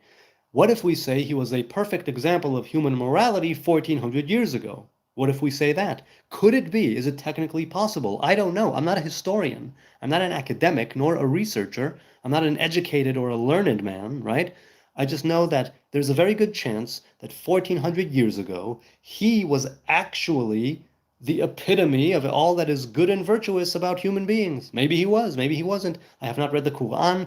I know a few things that he did, the Battle of Khaybar, among others, right? But there was a lot of pedophilia, a lot of hebephilia, a lot of child marriages going around at the time. I don't know. I mean, it doesn't necessarily make it moral, but we are looking at it from a 21st Gregorian century lens. Is it proper? Is it correct? Is it right to look 1400 years ago with the lens of now? Look, we have people revising Dr. Seuss. We have people revising history, recent history. You're talking to me about 1400 years ago? I'm not saying right or wrong. I'm saying maybe the Muslims do have a leg to stand on. Maybe not, I don't know. But maybe they do have a leg to stand on when they say that he at the time was a perfect example of human morality, as you said. Maybe. I don't know. But you're saying, no, if he married a child, by virtue of that, by definition, he is immoral and not a perfect example of anything other than, that a timeless claim that he would not meet the standards of morality, not now and not then. But I don't know. Do you? I wonder. I don't know. Cherry says, false Jew defending Mohammed. I'm not defending. I'm saying I don't know. I'm saying I'm ignorant of Mohammed. And if I'm ignorant of Muhammad, if I say anything about Muhammad, it would be speaking from ignorance. Of course, I could blindly say, oh, no, Muhammad is absolute crap, and Jesus is absolute crap, much like a Rastafari is absolute crap, but I haven't looked into those religions and into those faiths as much as I ought to or could. So if I speak of it, I only speak of experience. And if there is something defensible hypothetically, and it is all hypothetical, about the character of Muhammad, maybe there is. I haven't looked into it. I don't know Islam. I haven't read the Quran because my views of Islam have been and are warped by decades of war and bloodshed and terrorism. So I don't know. But it's very easy to hate. It's a lot less easy to see, hey, you know what, maybe this, maybe that. And I take that road less taken, perhaps. I don't immediately tar all Muslims the same, all of Islam with the same brush, all of Christianity with the same brush. I try not to do that. I try to take things on a case-by-case basis. If that makes me a false Jew, by all means, I am a false Jew, Mr. Who has a cherry peach. Fine, then I'm a false Jew. It makes no difference to me what other people think. So, because they're not me. If they were me, that would be another issue. But they're not. Okay. Abdallah says, paid $8. Answer.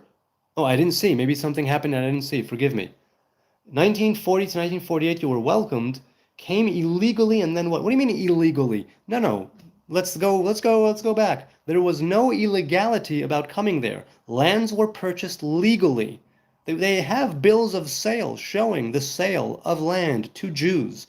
The Zionist industry, right, the Keren Kayemet, these foundations and organizations did a lot in order to actually purchase land, right? The terrorist groups that were around at the time, like Lehi, Haganah, Etzel, right, all of those, Irgun, all of those, they were terrorist, those were terrorism, that was terrorism against the British, right? And that was maybe fighting Muslims, Arabs who were fighting them. But lands, if you're talking about land, there wasn't a thing that was stolen. So things were bought and paid for. Okay, let's continue. You were welcomed. No, we were not welcomed. I think you might find, maybe I'm wrong, fact check me on this. Before 1940, we were persecuted. After 1940, we were persecuted. So who is it that welcomed us exactly? Who? The Mufti? Definitely not. He conspired with Hitler in order to bring the final solution, right? Khomeini, he wanted to bring the final solution to the Holy Land. He wanted to bring the final solution to Israel, or it wasn't Israel yet, right? To the land. So, first, your entire premise of came illegally is false.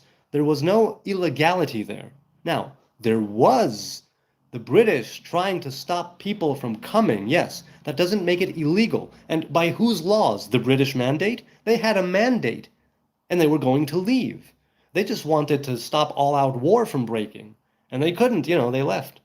So, you killed us, bomb hotels. Yes, like I said, those were terrorist organizations, fighting mainly the British, but also fighting the Muslims or the Arabs that came and attacked them. You can't just say 1940, 1948. There was a history there. But if you are looking at 1940 to 1948, I admit that I don't know enough about that specific period of time. World War II happened then and so on. In the sense that, right, and people wanted in the beginning to work, pardon me, people wanted to work before that with the Nazi regime in order to bring Jews into the land of Israel or to the British Mandate of Palestine. So, killed us, bomb hotels. The militias that made up IDF were designated terrorist organizations. Yes, even before reading your question, I already said that they were terrorist organizations. I already admitted that, which is why when the IDF was formed, they were made illegal that very day. It was illegal to be part of those terrorist organizations because they were terrorist organizations. Now, terrorism, right, is militia, if you will, right? Fighting in order to implement whatever rule it is that you want, whatever you want to enforce, whatever you want to change. They attacked civilians, they bombed hotels, they also attacked high-ranking British folk as well. They were jailed, they were tortured, they were hung for it. This wasn't, wine and roses going on there, it was a war. And yes, Irgun, Etzel, Lehi, Haganah were terrorist organizations, I agree. They didn't only perform and carry out terrorist acts, but they were seen as terrorist organizations. That is correct. Once the IDF was established, making right from those groups, it was illegal then, because then it was an army, a proper army. Big difference.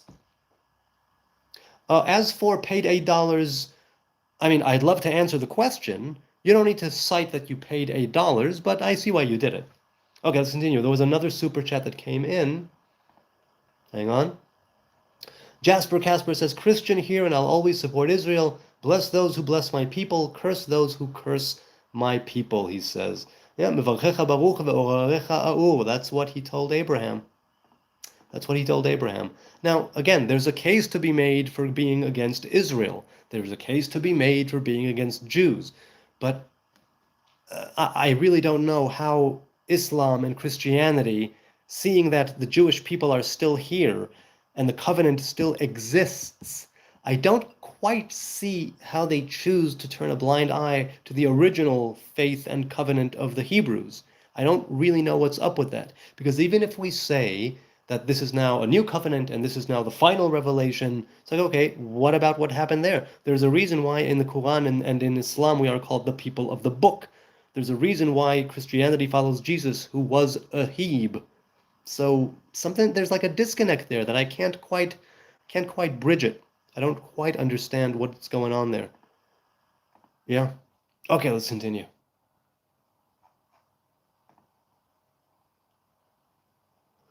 No, because you Jews have cursed God and say you better and change the Torah.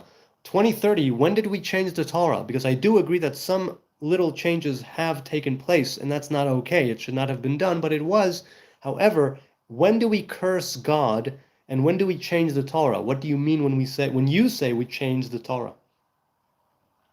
Nicholas says exactly, God's people are the ones who follow Jesus Christ, Abraham's people.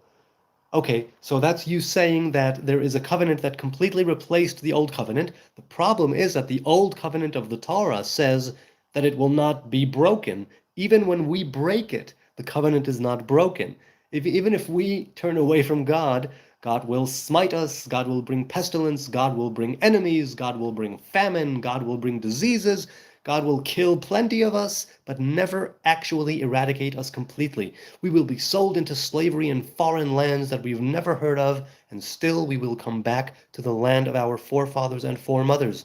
That's the deal. That's what the Torah says. That's actually historical proof, right? Or rather, that's actual historical account that happened throughout history.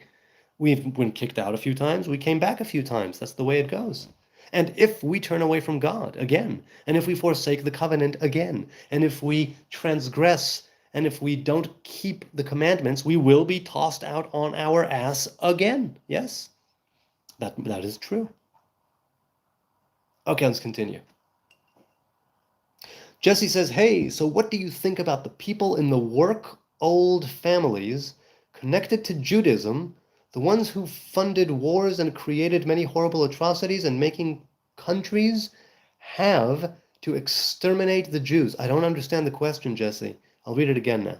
Hang on.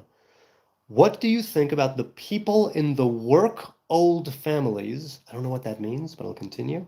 Connected to Judaism, the ones who funded wars and created many horrible atrocities and making counties have to exterminate the Jews. I don't know what that means. You'll have to dumb it down for me. I am ignorant. I don't understand the question. People, if you understand Jesse Clark's question, please dumb it down for me a few shades. I don't get it. Maybe it's too late. I don't know. Main source says rabbinical Judaism changed post-Christianity, and Kabbalah took off in the 13th century. He's trying to follow Torah.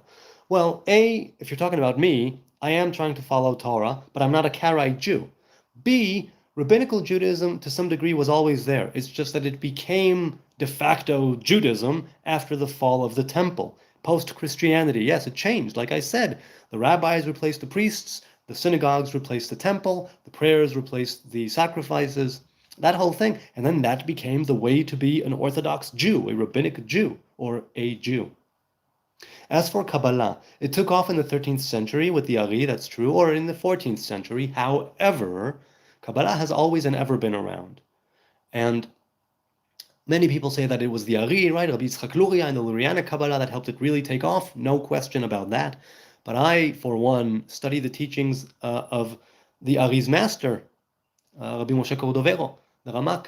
So my ideas on Kabbalah and the teachings that I try to follow are not Lurianic teachings, and so the Kabbalah that I try to follow is more ancient, let's say, than the Lurianic teachings, which are, again, a welcome and blessed thing. I just don't follow them. I didn't connect with them to the depths that I connect with the Ramak's teachings. Okay, let's continue. The Iraqi Jew. Hey, nice to see you, man. Jews are chosen according to everyone, whether you like it or not, because how else is God going to reveal the message unless he chose a nation? It's just common sense, peace. Well, let's put it this way. I don't consider us chosen, even though the Torah says that. I consider us selected, in the sense of that we were selected for a certain task, other nations are selected for other tasks, and not one nation is better than the other. There's, like I said, there's the shadow of arrogance, supremacy, and pride, and I don't like that. However, No, because if you consider Eden, there were no nations in Eden. There was just the divine revelation and humanity and nature. There was no need for a nation, right? And if we do say that us as nations have our root in Eden, we can also go back there, and we will go back there as a unified human race to partake of the fruit of the tree of life, all in good time. Pardon me. So, whether you like it or not, there is something to that, because the Christians acknowledge that there was an older covenant, and the Muslims acknowledge there was an older covenant. So, even if you say that God stopped selecting us and chose something else, the Torah, which is what was selected then, right, and the people of the Torah, it says it right there, right? God will hide his revelation from us, God will hide his face, like it says in Ha'azinu, but the covenant remains. God will send us, to other lands to be exiles and slaves, but the covenant remains. It's waiting for us to make a move. Make a spiritual move or make a physical move, whichever comes first. Make a move, and we have, and we did, and we will. As for common sense, saying common sense when you're talking about the divine revelation, that rubs people the wrong way, or some people anyway.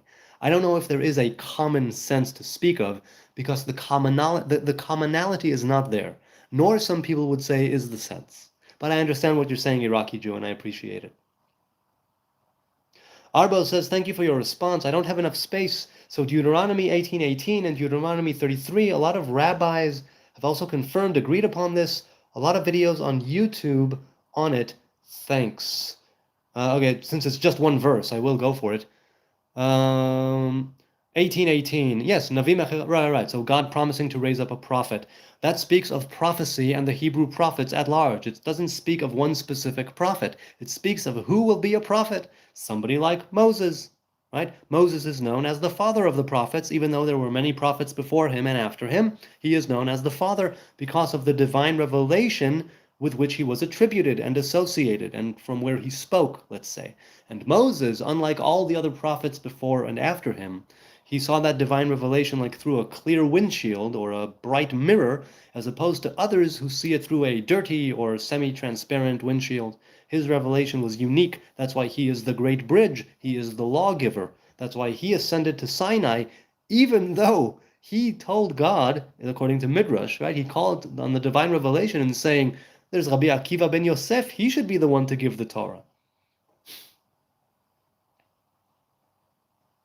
And what's that move? The move is either physical, go back to the land, build yourself up a physical vessel, an infrastructure, a society that follows Torah and commandments, and then God's revelation is poured onto it, like with the temple, like with the tabernacle, or go wherever you are, outside of the land, but keep the covenant, keep the Torah, keep the commandments, and God will then send a messenger, a prophet, a Messiah, whatever the case may be.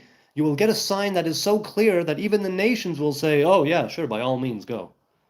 Now, people say it should have been this, it should have been that. The way it went down is that we made that physical move first, or we made it coinciding with the spiritual move. That's the move. But I always like to bring things down to the, here to earth, and not keep it in the ether of the intellect. So the move is to be a good person. That is the move, to be a good person. That's the best move you can make. To live life with humility is the best possible move you could make, whether you're a Jew or a Gentile or whatever you are. Okay, we could just chill out and get along, says Shags. Yeah, we could, but that is not the way of the world. It's simply not the way of the world. But yeah, we could just chill out and get along, and I dare say we shall. I don't know how that will come about, what will need to happen for that to come about. I know that there are two ways to get there, through love or through suffering. Right now it seems that we're choosing suffering, right? Pain and death and war and tragedy and woe.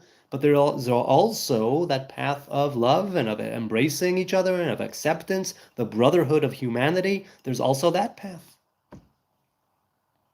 Critically thinking is a dying art, says Samot. So that's what they say. People say that, yeah. That's what they say.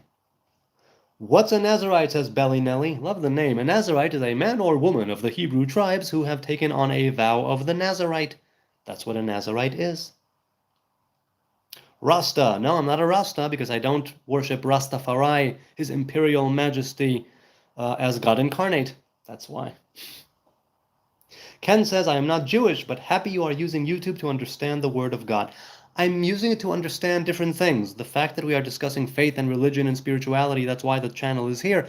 But I've gotten many other things, right? That's why I also, in the channel description, I also mentioned self-development along with those three, right? Religion, faith, spirituality, and self-development. Because development of self comes also from from the dialogue, right? Iron sharpening iron.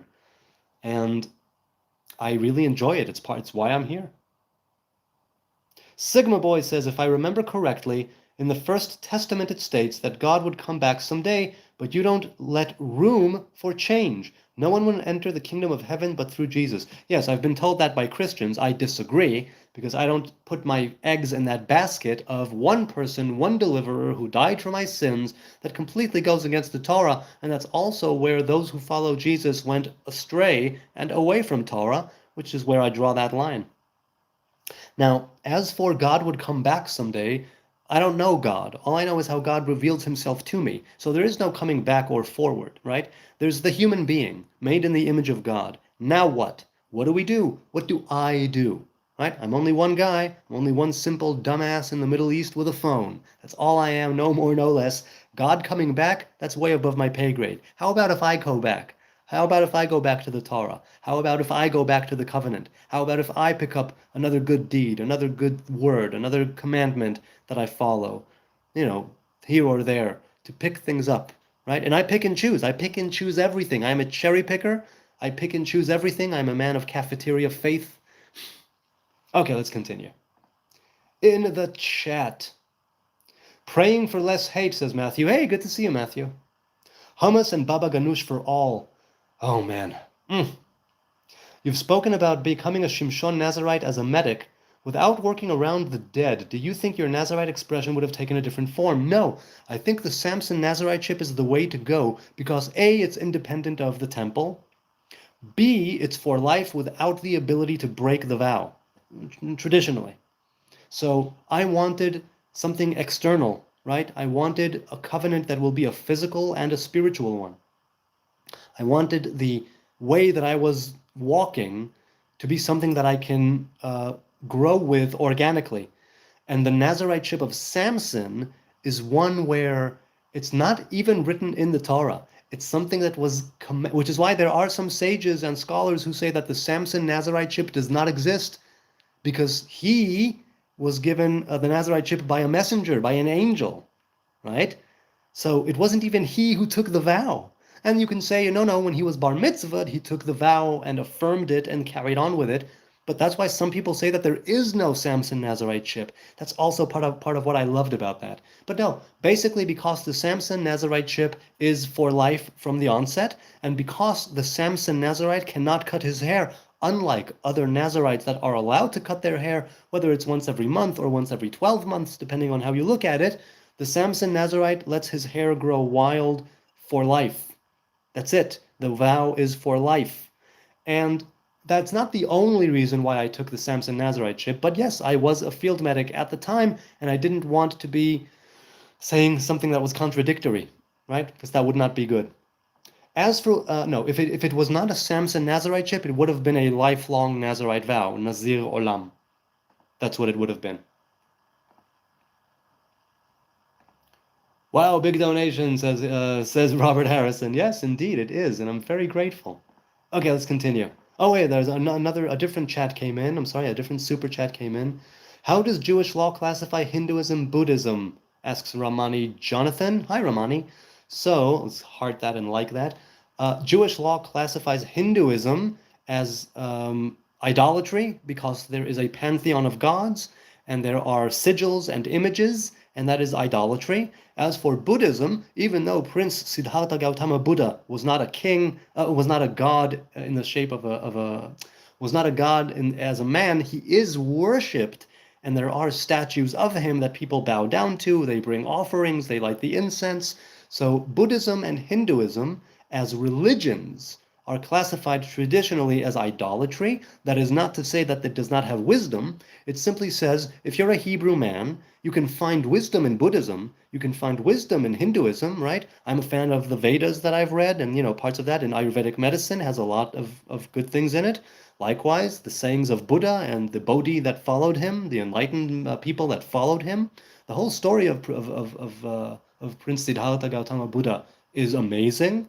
So there's wisdom to be found there, yes, but not faith, not religion, not relationship, not relationship with the Torah or the commandments. That takes precedence, right? But wisdom can definitely be found there. But it's classified as idolatry simply because there are idols and sigils and people saying that there are many gods and here is their image, right? Or worshiping Buddha. So that's why. I'm pretty sure that's how it's classified traditionally, Orthodox, right in the Orthodox halacha. Let's go with the poll. The poll is right now at 46%. Of course, you should read it. 27% say that it's ice cream. The answer is ice cream. I'm inclined to agree that it's ice cream. Don't ask me why. How many fart you released today? Oh man. Well, M3W, I had a stomach virus, like a 24-hour stomach bug thing from Saturday morning. I had the second meal. After that, so something like 10 a.m. until today, so 30 hours, yeah, something like I had like a 30-hour stomach bug. I almost didn't go live because of it. I thought I would be too drained, so to speak. But in the last few hours, it's fine. No churning, no clenching. But I farted. Oh my God, I farted so many times. So much diarrhea. Good times, good times. Now, when something like this hits me, I say kaparat avonot. Kaparat avonot means atonement for transgressions. Because when you're hit with a physical ailment, it may or may not have its root in a spiritual deficiency, in something that you are paying for physically that is atoning for something that you did. So when something bad hits you, if you can afford to say it, and maybe you can't always afford to say it, but when it's something like this, where I worked from home today, so I was able to run to the bathroom whenever I wanted. I was home with the kids. Hopefully, I won't get it from them. Stomach bugs, we can give it to each other. People have been sick. I stayed home with the kids. They stayed home. They were also sick. Not fun. Hopefully, by tomorrow, everything will be out of everyone's system. It seems to be like a come and go sort of stomach bug, like a 24, 30-hour thing. But as for how many farts you released today, more than I could count. More than I could count. It also depends because I could not trust any fart. Any time that I had to fart today, I went immediately to the bathroom because I did not want to crap myself. So any fart that I had immediately turned into sitting on the toilet. So I couldn't really count. But I will say that I went to the bathroom many times ever since yesterday in the morning until only a few hours ago. It was I don't know how much weight I lost, but I've been eating bread, toast, right? Toasted bread and some rice from Shabbos, just plain white rice with some noodles. And only now, what did I eat now? I ate something small, like really, really keeping it small because I don't know if it's completely over. It feels like it's over. But yeah, I had a stomach bug, so I don't know how many farts. Your guess is as good as mine. Bone broth, good for that. Yeah, but I'm vegan. I don't have any bones. The only bones I have are mine. Everything you said is a lie, says Apple Tree. Okay, you feel free to think that. This is part of what this is part of why this is so great. I can rant and rave and blah blah blah and talk out of my ass and make shit up, and you can call me on it and say, "No, that's a lie. You are fake. You are false. You will burn in hell." I'm not saying you said all those things, Apple Tree, but I've gotten them many, many a time. So definitely, definitely, if I'm wrong about something, fact check me, challenge me, push back against me, educate me. Don't just quote verses. Actually take the time to write a comment or a chat. If I don't see it in the chat, write a comment. Tell me how I'm wrong. Tell me how I could be right. Not only believe in Jesus. Give me the proper reason, taking everything I said into account, all the lies that I spoke. Tell me why. Maybe you'll be the one to convince me to change sides. I doubt it. I doubt it. Okay. You ramble too much, says Awal Roby or Robel. Yes, I definitely ramble too much. However, occasionally, I will fart out of my mouth something of some value, a bit. Or I'll do something weird and entertaining. And that would have made it all worthwhile. Is veganism part of your spiritual path practice? Daria says, yes, it is. I took on veganism after I took my Nazarite vow. Because the Samson Nazarite is not defiled by death, I wanted to find a different way to do the other side of the coin, let's say, by that same token, and sanctify life. So I was a vegetarian at the time, and I took on veganism. It's not an inherent part of the vow, but I took it on as an addendum, right, to the vow. Open dialogue, says Zach Marley. That's what this is, open dialogue. Just make sure you pay him. No, you don't have to pay me. I'm not being paid. Everything that you give goes to charity, and I will try to be as transparent as I can about this. I haven't been paid yet by YouTube, but it seems that now we will be actually breaking through the threshold. So whenever I do get paid, I will show you what I got paid on the analytics, and I will show you the amount that I'm donating to whatever charity we will decide together, at least for the first time, and you'll be able to see that I'm literally giving the revenue to charity. That's how I want it to go down. Read my posts, I do challenge you. Yes, by all means, but the chat is going really, really quickly, and I can't search for Apple Tree in the chat during the live. So I'm asking you, Apple Tree, leave a comment on some other one of my videos. I answer every single answer. I address every single comment that I get that is addressed to me. So if I don't get to you here, it's not because I'm ignoring you. It's not because I'm a coward. It's not because I'm seeing it and I'm afraid. It's because the chat is moving very quickly, and I literally, actually can't see everything coming in. So if you want me to read your stuff, I will. Leave a comment after the live, or now. Go to a different video and leave a comment there, and I'll read it when I'm done. Or, tomorrow, because it's almost midnight, and I've been rambling, raving, and ranting, and blah, blah, blahing for almost 2 hours. I'm going to go soon. Let's continue. Let's create a religion where we pray to fart.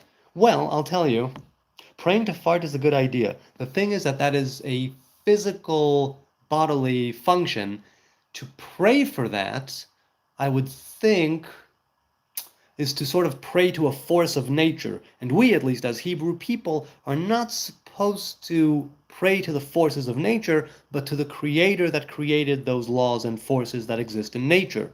That's why I would not be part of that religion, but by all means do it. He is a coward, says Betit al-Celadon. Yes, I am. I'm definitely a coward. I'm definitely a coward. There are many things I'm afraid of, but discussion is not one of them. So by all means, hit me. Again, if it's not in the chat because I don't see it, it's not because I'm ignoring you or because I'm a coward. It's because I actually literally don't see it coming in. Leave a comment. Okay? I'm telling you. Let's continue. What is the tetragrammaton? The tetragrammaton is the letter Yod, the letter Hey, the letter Vav, and the letter Hey. Tetragrammaton is Greek for four-letter name. Right? That's what it is. And Mauro Lombrosini. So the tetragrammaton is known also as Shem Havaya, or Yod Hey Vav Hey, or Yod Kei Vav Kei, or people stylize it as just a Hey, and they call it Hashem. Some people stylize it as a Dalet. And right now, it's not common knowledge how to pronounce it, which is why we pronounce it Adonai. We read it with our eyes in one way, and we make a name with our lips, right? And we voice a name that is a different name. The name Yod He Vav He pertains to the masculine divine presence, and the name Adonai pertains to the feminine divine presence. So to look at Yod He Vav He, but say Aleph Daled Nun Yod, is to bring them both together. Also, the name Yod He Vav He and Aleph Daled Nun Yod together, they form the Gematria of 91, which is the Gematria, right, the numerical value of Amen. And Amen has to do with that unification. Okay. Love you, says Manuel. Thank you, I love you too. It's all about farting and praying. Yeah, right on, farting and praying. Not at the same time, though. There actually is a halacha that if you are in the middle of the standing Shmoneh Esrei silent prayer and you feel that you need to fart, that you should, what's the precise halacha? Is it that you should take a step away? But anyway, while you fart and the gas is still there and the smell is there, if there is a scent, then you need to stop your prayer. Only when the scent dissipates can you continue your prayer. Okay. Apple Tree says, you still are lying about liberty and what you did, and we give you billions free money. So Okay, I don't think I mentioned liberty. You did. I don't think I did. As for you giving billions free money, well, some of it is for the security industry that we then use to buy things from the US. I'm assuming you're talking about the US, right? And as for billions, talk to your congressman, talk to your member of Senate, talk to your higher ups. I believe that American money should go to Americans first. For whatever reason, I'm not part of the meetings. The American higher ups and the chiefs, the generals, the people in the high offices and the high rises and the high places of politics decide to give Israel a lot of money for whatever reason. I don't know the reason. I really, really don't. I'm pretty sure that if I was in America, I would be upset about that too. I would want all of those billions of dollars to go to Americans. Let's fix America first before we go and stick our noses into other conflicts. Let's fix America first before we give Israel whatever it is that we give Israel. I would definitely be on board with that. With let Israel work itself out. Let Israel have its own industry. Let Israel make its own billions of dollars.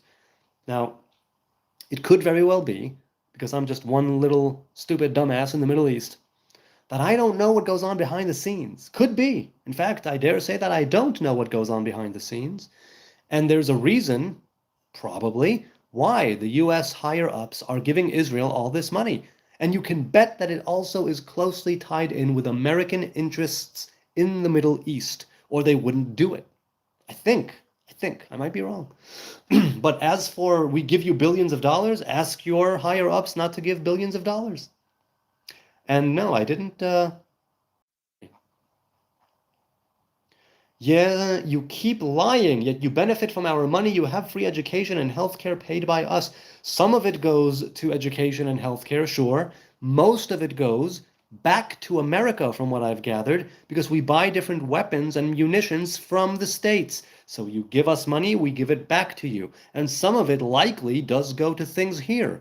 I'm not in charge of that. I haven't voted in 20 years. If you want to come at me for things I actually said and did in this chat, not for some hypothetical money that is coming to me where I would vote against it if I had the power to choose. But I don't. It's not up to me. Nobody is coming to me and saying, Jonathan, if you give us the go-ahead, we'll give Israel billions of dollars. What do you think?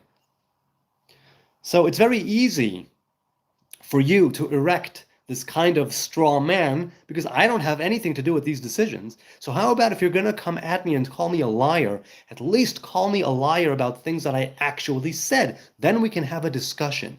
If you're saying you're lying and we're giving you, who gives a rat's ass what you're giving me? I'm not the one who is actually receiving it. You know what I'm saying? Maybe you don't. But it's very easy to take this huge thing like billions of dollars and say, and you're lying. No, take something that I actually said and then call me a liar. That's just the right way to go. Okay, let's continue. Is it safe there, says Zach Marley. It's very safe. It's incredibly safe. There are places on the fringe that are not safe. But Israel, if you're talking about Israel, is very safe indeed. Busboy says nobody is coming at you. Excuse me? People are definitely coming at me. All I'm doing is having a Q&A online with all kinds of people. I'm not coming at anybody. I'm not telling people what to do, what to say, what to believe, how to act, how to think, what to dress, or what to... Nothing. So that's false. Most of the people in the chat are coming at me and not the other way around. Have you seen me be judgmental? Have you seen me be like a militant sort of extremist in this chat? And if so, when? You spend your free time coming at us. No, if I'm coming at you, it's I come in peace. I come in love. I come in understanding. I come in trying to build bridges, to gain some more knowledge, to be a little less stupid about this life. Spewing this or that or whatever, get a hobby. I guess this is your hobby. Well, it is my hobby. I also enjoy playing guitar. I was playing guitar earlier. And other hobbies. I guess this is my main hobby right now, yeah. It's not even a hobby, really. I'm raising money for charity, so It's a hobby and it's also a thing because the channel is getting money now. So yeah. Anthony says if Jesus is not the descendant of David, he cannot be the Messiah. Right, so there is the idea of the Messiah, the final Messiah from the house of David, from the tribe of Judah. He can be a Messiah, or former Messiah until he died. The Messiah, it says, would be from the house of David. However, once again, if we go back strictly to Torah, strictly to the 5 books of Moses, where a king is not even a commandment, it's just permission, it's permissible, right? Some say it's a commandment, some say it don't. Those who enumerate the commandments, some say it is, some say it isn't.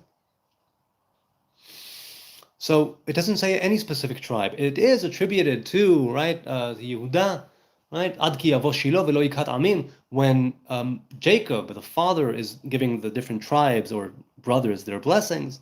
But all right, okay. It's been 2 hours now. 2 hours. I've had such a blast. Whew, but I'm going to say goodbye because I have to go to sleep. I thank you, each and every one of you, for your kind attention. And once again, if I missed your comment or your insult or your hate or your love in the chat, leave a comment. I address every single comment that I get.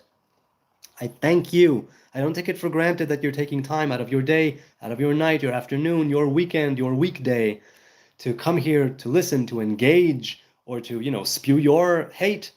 The trolls, the lovers, the subs, the views, the likes.